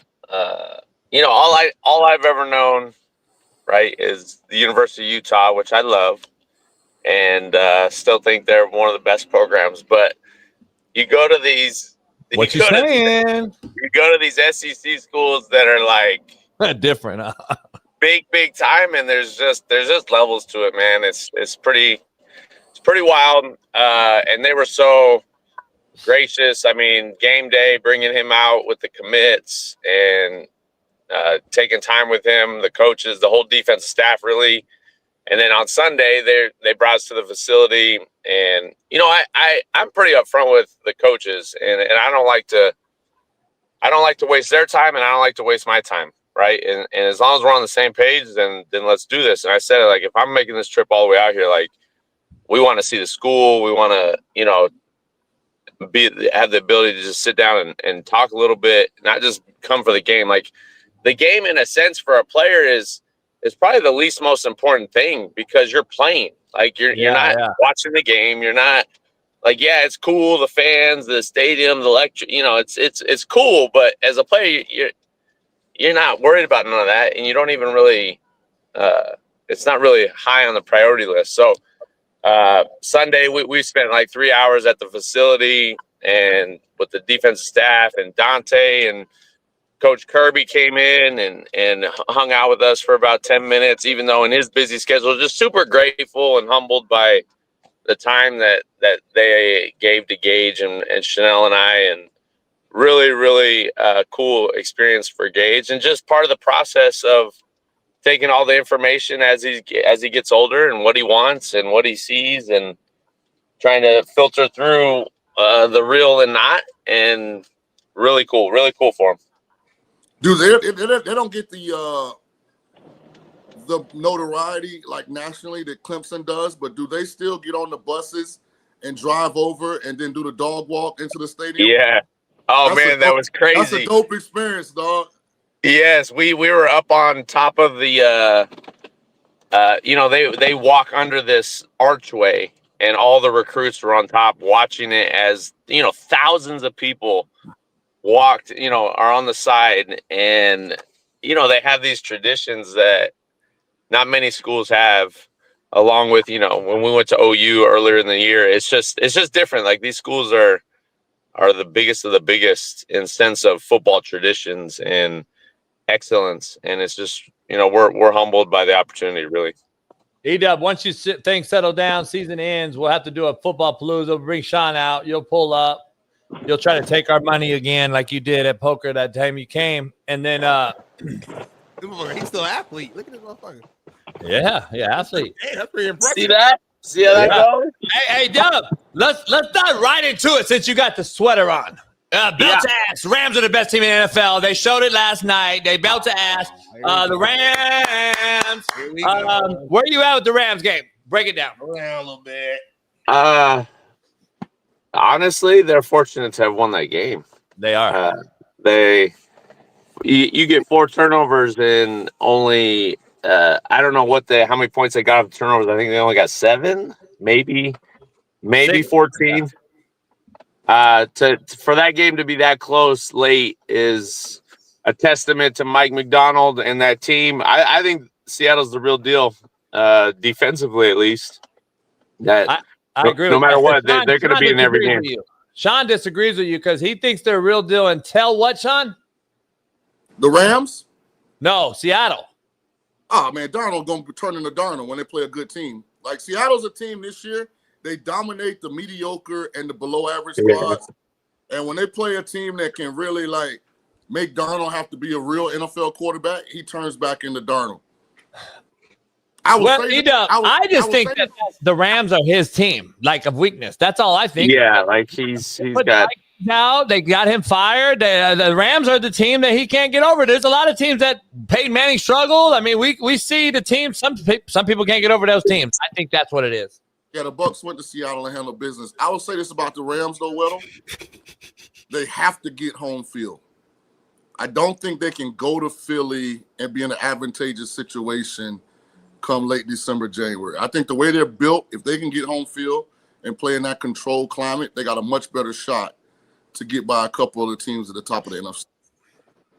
I think it would be a much easier road in the sense of the style of football, but I mean, they went in and Stafford threw for 330 in the 4 feet of snow last year. So I think it's more matchups. I think just, that team overall, taking out the special teams, has got to be one of the top 3 teams in the league right now. And that was a huge win.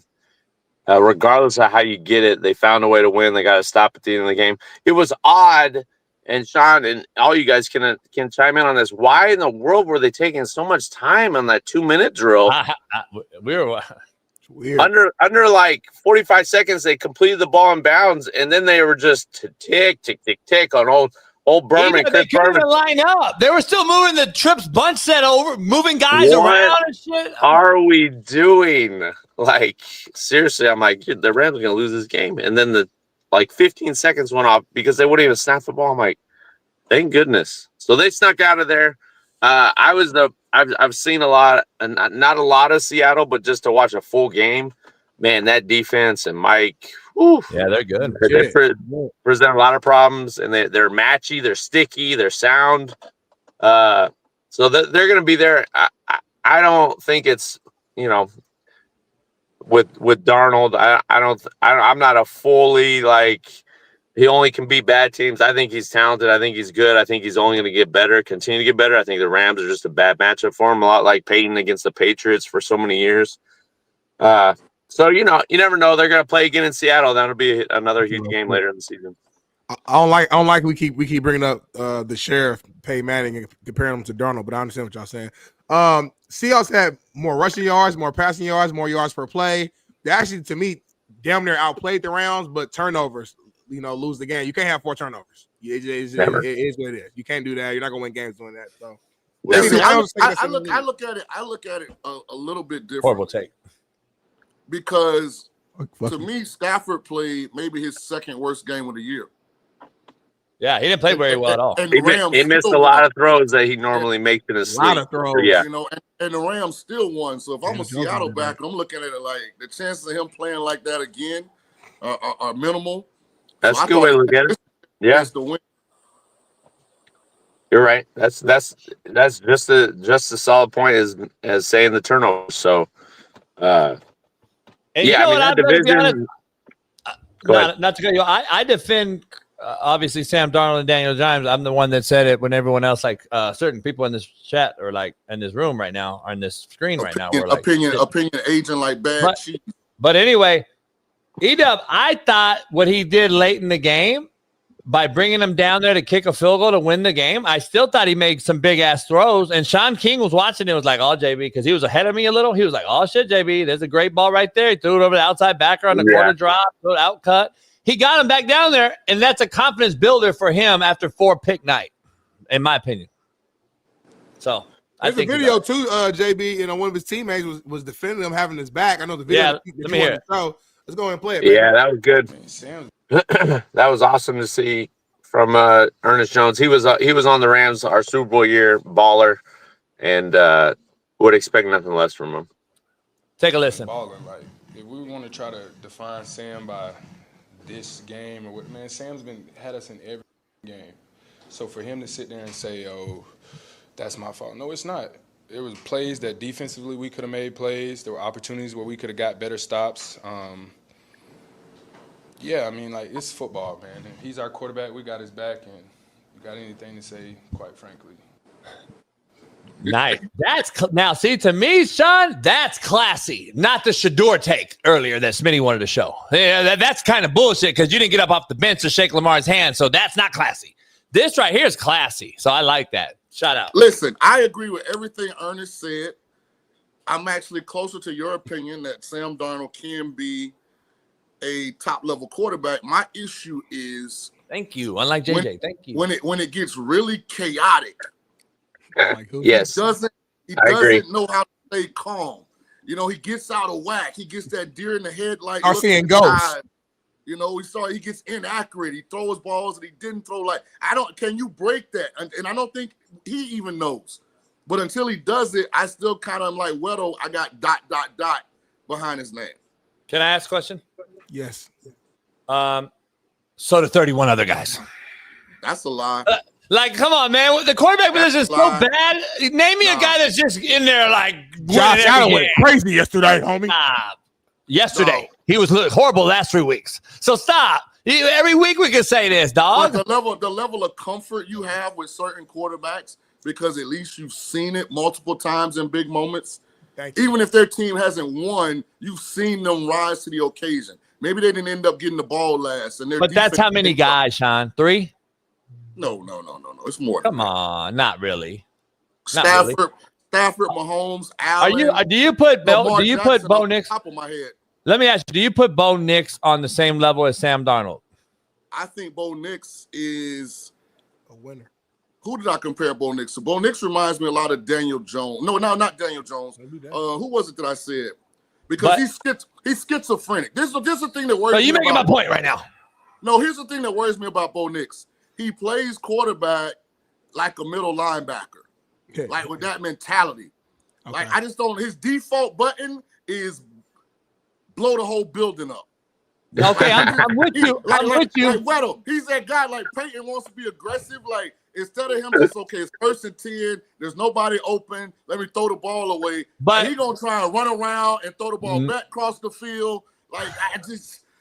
E-Dub, my point, though, he's making my point because Bo Nix threw some big balls last night, showing that he had big balls, by the way, pause. Thank you. And got him down there to win the game, right? But that's not him every week. And that's not going to be Sam Darnold every week. I don't know if there's a quarterback every week that we're like, all right, it's consistent. Matthew Stafford's the closest thing to consistent every week. I'm not talking about the outcomes. I'm talking about the process. Thank you. It's why people are so high on Drake May. He stays mentally at the same place, good or bad. That's why I love Josh Allen. He doesn't get emotionally hijacked. That's why Patrick Mahomes has been so great.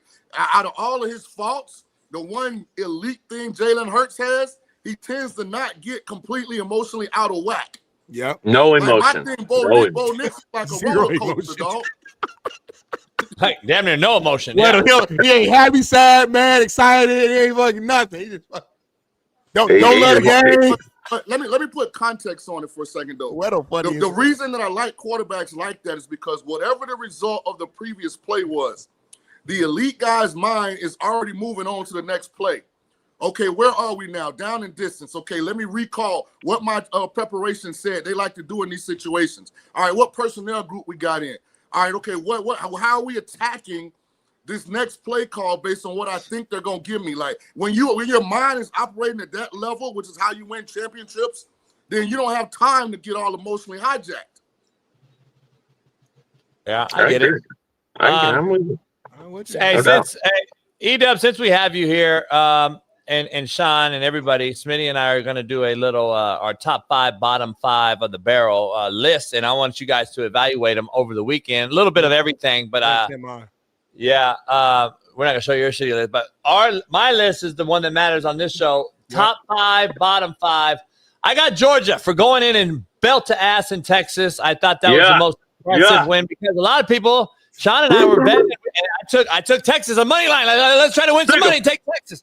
It was a belt to ass. SC for getting it done in the rain. I thought Iowa was perfect conditions in LA in a rainstorm. I thought it was Iowa's game to lose, and guess what? Iowa went up 14-0. And I was like, oh shit, I'm winning money. Hey, Lincoln Riley got SC to rally back, and they ended up winning the game. So I give him credit. Thank you. Yeah, because I'm a real one, Smitty. Oklahoma, E-Dub, Shaun. Are you beating Bama like they did? Shaun King said, take Bama if Mateer plays well, and if he doesn't, Bama wins.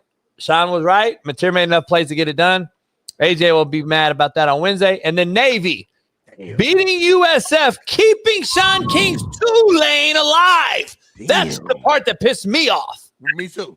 And then Clemson going in and beating a team. I don't know how Louisville can lose that game because Steve Kim is now alive still. Again, pissing me off. See what I'm saying? That's crazy, JB. How you think about that? Yeah, because I'm macro. You're micro. Yeah. And that's what happens here, man. So that's my top 5. Weddle, Shaun, any issues there with my top 5s?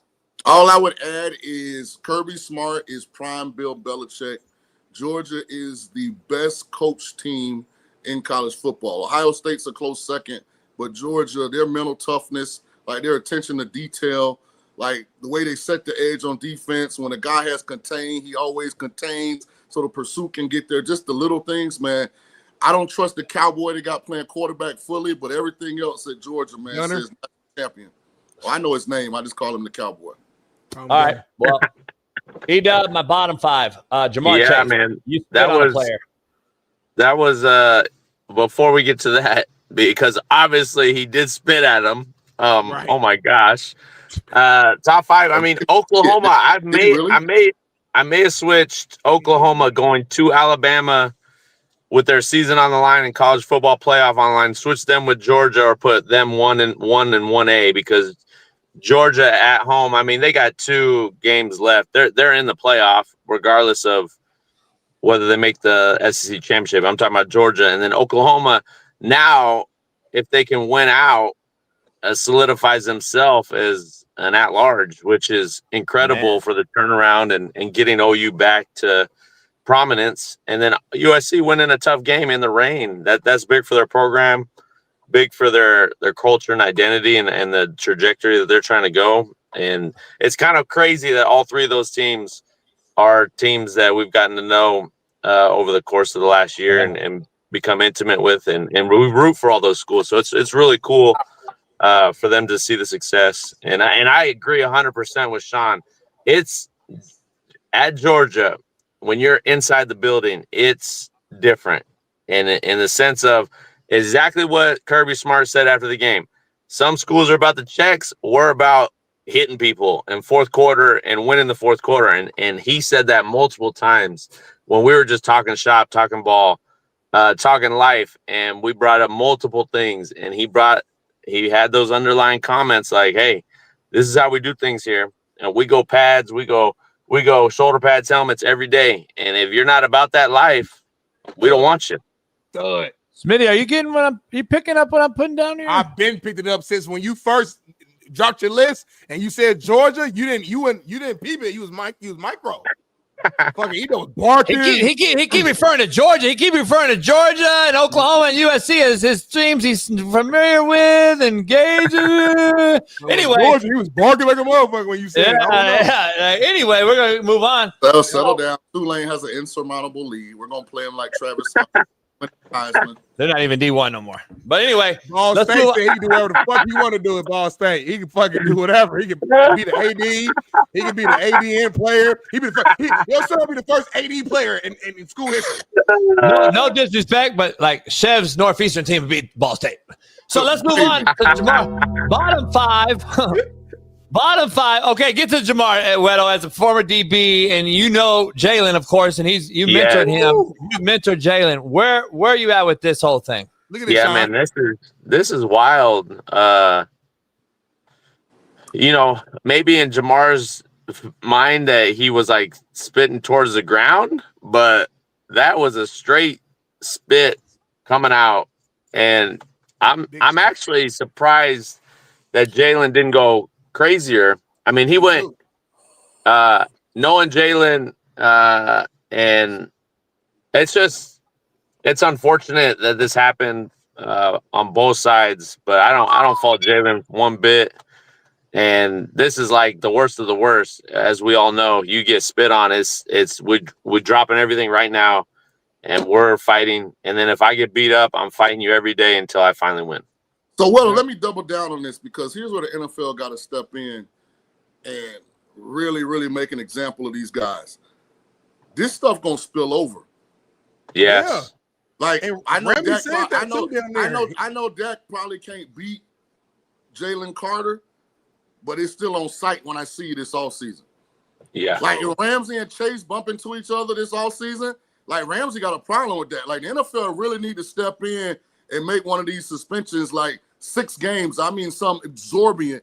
So guys, like, take this out their repertoire, because this ain't something like, if you spit on me, dog, there's a day of reckoning coming at some point.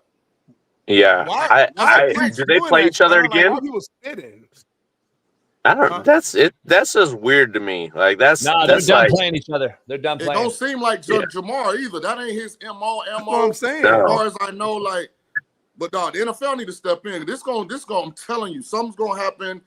One of these off seasons about stuff like this. This ain't something like y'all run into each other at the end of the year at an awards banquet or something. It's like, hey, my bad, and everything be cool. And to your point, Ramsey said this post game. Let's play this real quick. It's 5 seconds. He spit on me, so it's up. I don't give a fuck about football after that. Respectfully. He said it's up. I don't give a fuck. He basically saying, if I see you, what's up? Like, I don't fuck football. It's personal now. Yeah. Spit on it. So, and it spills over to your homies. Both of y'all didn't live, sometime March, April. Yeah. And your boy be like, hey, boy, there go Chase over there. Yeah. Hey, Ramsey here. And Chase boys be like, hey, man, let's eyes on the swivel. Now Ramsey and his people over there. They got to step in and stop that. That's egregious. And it's funny because Ramsey is the one who got ejected. It's always the second person. Yeah. He ain't do nothing. Grab his face mask. Like, I don't know. It just pissed me off. That's disgusting. JB said getting slapped is worse than getting spit on. Do you guys agree? No. I'd rather you slap me than spit on me. Hell no. Yeah. We're not trying to break it down again, but we're a bitch if we get slapped. We're a bitch if we get slapped. There's nothing we can do to stop spit, but that's a whole thing. I cooked Smitty on that debate. Bottom 5. Okay, so Jamar's 1. You guys agree. Alabama and Texas both, to me, I think they dropped the ball there. Both of those teams, because Texas, I expected a better showing at least. That's why I have them in this thing. Like, the showing to me was just, they were never in the game, EW. You were there. Were they ever really like in the game? No, I mean, they had a couple drops. I thought Arch played better than his stat line. But the reality is, and I think Utah went through this when they went from the Mountain West to the Pac-12. It is going to be an adjustment for Texas. And I think Oklahoma has made that adjustment a little bit faster. I mean, Texas did make the playoff last year, but seeing them up close. Yeah, the discrepancy of the two teams of the interior O-line, D-line, and the physicality was evident. And I think that's just the adjustment coming from the Big 12 to the SEC. I mean, it's a different style of game. It's a different style of football in October and November, and it's a different animal. So I think that more so than anything, they're going to have skills, they're going to have athletes, they're going to have this and that, but I think it's a mindset and a toughness and a vision of how these teams play, especially those elite teams. And I think they're just a step down. I'm talking about Texas and Alabama losing at home. It just opens a can of worms for a lot of movement. And you got to tip your hat to Oklahoma, man. They went into Tennessee, beat them, into Alabama, and I think into Vanderbilt. 3 huge SEC wins. So talk about culture and fight and everything that they preach over there. That's as big as any resume out there. I will say, JB, go ahead, Shaun. I will say this, JB. It might be the best thing ever happened for Kalen DeBoer, though, because this was the first game. Ty looked uneven, made some mistakes. I've been whispers he was contemplating coming back to school. This may lead him to come back and get another year under DeBoer next year, which would be great for Alabama. Yeah, good point. I got A&M in there because I thought they can't not show up like that for our first half. Great comeback win and all that. And Smitty and I were watching the comeback, and they were down big, and we are like, oh, shit, they came back and got it done. But South Carolina is a 3-win ball club. I just think that's too close to call for a lame duck coach who might be fired over there in South Carolina. And then he gets an extension the same day. So I don't know if that was overlooking it or what happened, but they came out flat as hell. And they want that number 2 spot. They're bitching and moaning about being ranked over Indiana. I just think you can't come out like that. I had to put them in there. And then the NFL refs, E-Dub, I don't know that coach. I'm going to go on record. I said it to start the show. The call last night to end the football game, I thought was the worst football call by a ref I've ever seen. And I don't know if you saw it, but Bailey, can we show that this is ridiculous? If anything, it's OPI. Shaun was taking a shit when this happened, and this is offensive PI, if anything, but it's definitely not defensive PI. E-Dub, you're a DB. I mean, tell us what's going on here, because to end the game on this, though, when Detroit just kicked the field goal, momentum, listen, I get it. Shaun's going to say, we both said it was a horrible game to watch offensively, but guess what? They just kicked the field goal, got the ball back. Momentum's a real thing in the league. They had an opportunity to go down there and try to score with a minute left. I thought this was a horrible way to continue to keep going. Yeah, I mean, obviously, I think it's a no call. Right. If anything, they're never, very rarely ever going to call offensive pass interference. That's a no call, and the refs probably know it. I'm a little bit softer on the refs because I get how hard the job is. It's in real time, but we can't continue to have these calls being made when the game's online where they're blatantly wrong. Well, and then on the flip side, these? Why can't we review these? Well, not just that. Why don't they huddle up? And then someone else probably had another view of it and said, "Hey, man, like we need to pick this flag up." Like they've done that multiple times. We've seen it. Like they huddle up and they're like, "Nah, that's not a flag." Like someone else had to have seen it. Like that side judge isn't even supposed to be looking at him. The back judge has those 2 guys, right? So that the side of the line of scrimmage doesn't have him. So he was looking, and so he probably should have said, "Hey, did you see it? Did he grab him much? Did he not? Did he adhere to try to get to the throw?" And he should have said no. So I don't understand why that process. It goes back to Shaun's take last week when Dabo Swinney came out and said the refs are part of the game, and Shaun said that actually before. He was like, "Man, you go get undressed, you leave, you get out of the tunnel. Nobody knows who you are in the parking lot. Nobody knows anything about you. Like we need to start making them accountable. Put them on the podium, as Shaun said, and let him address this question. If you're going to stand on business and say this was the call, at least answer the question." But now there's people out there with this betting scandal going on. Like, what the fuck? What's going on here? Why is this a call? But so here's my way to fix it, because I don't like to just complain about stuff without having a solution. Right? I think moving forward, you have to have played at least college football to be an NFL ref. That's the first thing I'm gonna put in place. I'm gonna put incentives in place for student athletes in college to incentivize them to want to choose refereeing as a profession, make it a full-time job. Because I think if you played the game, even if you thought this was close, the fact that Jalen Hurts airmailed a throw and it was uncatchable, if it was routes on air, doubles down, okay, now I'm not gonna throw the flag. If Jalen puts that ball on the left one, and I feel like he had A.J. Brown's inside arm hooked, and that ball's right on the outside one, then okay, maybe. But he airmailed the ball. That could have been routes on air. That wasn't getting caught.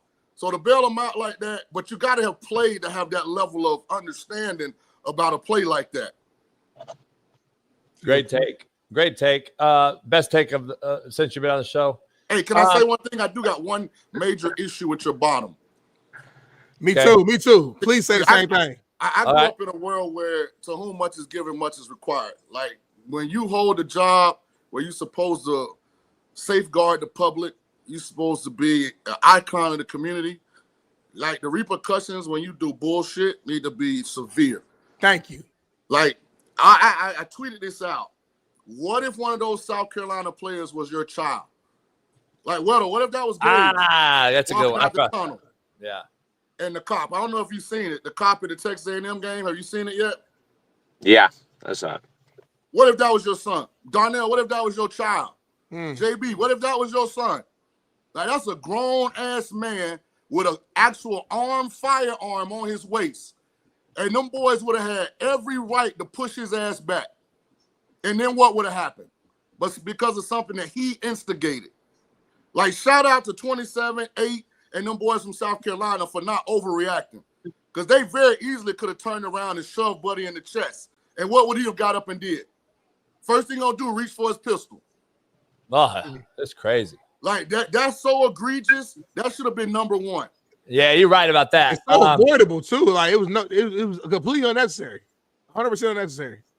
So I'm with you on that, Shaun. Yeah, I don't understand it. I don't get why he was going there. And I don't understand what the situation even allowed him to be in there. It doesn't matter what it's just seeing stuff like this. You're just like, what? People lose their minds, and 1,000% need to be addressed. He should never be able to work at a college football game again. He needs to be reprimanded and sat down and said, show him the film. Like, imagine if again, when you put it in perspective of this is your son and what would happen. He wanted to smoke. He wanted to smoke too. Right. Yeah, and listen, especially 27 would have been within his rights to act way more aggressively when that happened. Because the cop acted like a little like he wanted them to react, Shaun. That's what he wanted. I know. Yeah, this is something we all agree on. This is kind of there's no you can't look at it and say, well, he was trying to get somewhere, and there's nothing here that like what is he doing? Why is he going that way? Like, he's supposed to be protecting the stadium field, not the fucking under the locker room, right? Like, nobody's there. I mean, really, his job is to protect the players. Yeah, the players, yeah. On the field from people coming on the field. So yeah. And I think E-Dub, Shaun, I don't know, but I'm pretty sure it's those type of cats that are the coach's aid protector, right? Like in the South. Like, we don't have them in LA. We don't have I think those guys would be on the sideline though, because they're responsible for protecting the head coach. So I don't know if they would be that far away from him, but Texas, y'all should put an address on it. You should have his name first and last out there. He want to do some shit like that in public, and you should fire his ass. Like, I'm just saying, when you hold a certain office, man, listen, you got more accountability than somebody that doesn't. Because I'm just telling you guys, this could have escalated to something tragic. I agree. Yeah. I don't get it. But anyway, Shaun, E-Dub, appreciate you guys. We're going to do a little. What we got tonight? We got a barn burner. We got the Raiders and the Cowboys. Raiders. What about this, though? What about this team? We ain't talking about them all fucking show. We got to talk about them tomorrow now. All show. Yeah, make a thumbnail. Yeah, that's thumbnail tomorrow, baby. Wyndham has fallen and can't get up. You pray on Mahomes' downfall. Hey, such I told you. That's why you're getting death threats today in your DMs because you said Chiefs guaranteed. Smitty, he said Chiefs belt to ass. I said Denver about to win the game. That defense is real. Come on, Sean. Hey, no Patrick, hey, E-Dub, no Patrick Surtain, and you belt to ass Chiefs without him. You can't handle it. He's over. You can't handle it. He's over, homie. Get out the kitchen. I got the Cowboys. You can't take the Raiders. They're just not serious organization. Raiders plus 3.5, dog. Raiders plus 3.5. E-Dub, I think, I don't know. The Raiders can't stop a Colt. I do think Brock Bowers, though, goes nuts. Yeah, I need him to because he's on my fantasy. So please, I need CeeDee Lamb and Brock Bowers go crazy. Fantasy's game. Hey, Weddle. Cowboys. Hey, Weddle. It's gonna be amazing when Georgia, Oklahoma, all them schools from the second to Tulane, boy. It's gonna be a glorious day. Tell Gage we'll even let him do like Terry Bradshaw. Once we get him ingratiated in the system, we'll let him call his own plays. You know what I'm saying? How about Terry? How about Terry just being a bitter, old, retired human being, man? Oh my gosh! Like, why bring that stuff up, Terry? You played gonna be in 20 40 years ago. Hey, their playbook was 25 plays, and he told me he called his own play. Run right, run left, go balls. Hey, Weddle, they was drawing up plays on their hand like backyard and shit. Just do this, all right, motherfucker. Hey, Sean, what we're not going to do on this show, squares. We're not going to talk about plumbers and firemen being obsolete. They are. They still matter. This ain't JJ Redick show, homie. What you mean? Remember he said that plumbers and firemen is when Kareem played. Shit, they were still ballers there when Terry Bradshaw played. By the way, we're not saying that. We're not saying that. You Terry said Sean. I'm just saying, my man, you were all-time great. That's fine. You don't need to keep putting yourself out there like you're irrelevant now. That's fine. We all become irrelevant. We're nobodies now. That's what it is. Hold on. Well, I think Bradshaw making like 5 or 6 a year, dog, doing that on the pregame show, dog. He's still getting it, Weddle. Yeah. Hey, E-Dub, before you get out of here, I would be remiss not to mention you had a great year. Wrap it up, y'all. Thank Come you. on. Wrap it up. Hey, finish 7-3. Go win a playoff game. Get to the second round. 9-3. 9-3. My bad. 9-3. Hey, my bad. My bad. Don't shortchange them 2 games. My bad. Hey, here's the thing, E-Dub. You got a team with 30 guys. You're playing teams with 100, and people don't give you enough credit for what you're doing there. So shout out to Rancho Bernardo, E-Dub, Gage, and the rest of the boys. Appreciate you'll that. be back. You'll be back next year. We'll be back. And, we'll get back to work, man. Get back to work. Get back to the drawing board. And Appreciate y'all. You know, if you want to, ask people to your staff, man, myself, Shaun King, JB, we are free next season to come out there just for 1 year and coach. So if you need a D-line guy, quarterback guru and Shaun King and a guy to help with the offense and JB, we'll come there, we'll film it, we'll do our thing. So appreciate it. E-Dub does everything. Offense, defense, special team. He don't need no coaches. And number one. Number two, we don't need soft D-line. We need a real D-line guy. And then we got to get a guy that's balling. I had a D-line. And we don't need part-timers on our staff. So Shaun King would be a part-timer. So we need full-time guys. So he does, respectfully, we can't do it. You dissed me, you dissed Shaun. What about yourself? E-Dub, you know, it'd be hard for me. We got to go after this. I ain't had no break. If I had a son that was Gage's age and was about to go away. 4 hours. I mean, we haven't moved. Like, do I stay and coach or do I go support a kid? Because it's hard to do both when you know what I mean? When you play on Friday nights, because that would be, I was thinking about that. That would be like a decision. I'm sure you're battling with it now. Well, we'll cross that bridge once we get there. I think Weddle's just trying to take this thing day by day, Shaun. I'm saying New Orleans and San Diego is we got Underdog segment. Yeah, I mean, I plan on coaching. I still got 2 girls that'll be in high school. So okay, I got you. Need my money so. And, if anything, I won't. I'll still be around. Still be around. Shout out, congrats on the year, man. I got them Blessings, whatever. Appreciate you guys. I know it's gonna be the right one. E-Dub, love you. Hey, love Steve you, man. Kim, go get checked. Hey, Steve Kim, go get checked, baby. Hey, y'all, boy. By the way, Steve Kim, show the video for Shaun Lee. We got a video that breaks down why Steve Kim blew up that fucking bathroom. Play it real quick, Bailey. Break it down. What's going on right now? In honor of Larry Culpepper, Ice Cold Dr. Pepper here. You got this right here, Grey Goose. Yeah. And Dr. Pepper, Fansville, baby. Shout out to the sheriff, Brian Bosworth, man. Excuse me, Miami's up 24-0. I don't know if Mario Cristobal is going to blow, but I'm going to enjoy my Fansville. Word. Hey, Grey Goose sponsor us. Went straight to the bathroom, homie. Well, the bathroom is down that way. It is. But we don't know for sure if he went to the bathroom on that occasion. It was like he was going this way with the bottle. Nah, he was actually going to the lounge, in fairness. He was sitting down on the toilet drinking the bottle, homie. Dog, it's impossible for that to have come out of a human being. Dog. So you're saying Ash went in there and shit. Was it green? No, I didn't get to the toilet, dog. Yeah. The scent. Like, who took this picture? I don't like the pictures popping up, homie. I'm gonna be real. I didn't approve of them. Ash love me right here, homie. He actually don't. You're actually invading my space on my chair over there, and that's why he's there. The barber is his favorite black man. Yeah, I'm number two. The barber must give him treats. Shout out to Daybone. He was feeding him food and shit. Yeah, because they wouldn't leave him alone. Like they love Dave. They know Dave though for years, so they love Dave. So Ash kind of know, like me and him. Like once he do the initial, I ain't been there in a while. He run up, and I hit him in the nose, and he like bumped my leg. You don't hit him, but yeah, he give me my space, and I give him kill his you. space. I let him kill you if you hit him, but yeah, I hear you. Shout out, man, Shaun. You came late. You left early. Shout out to you. I've never seen a plane.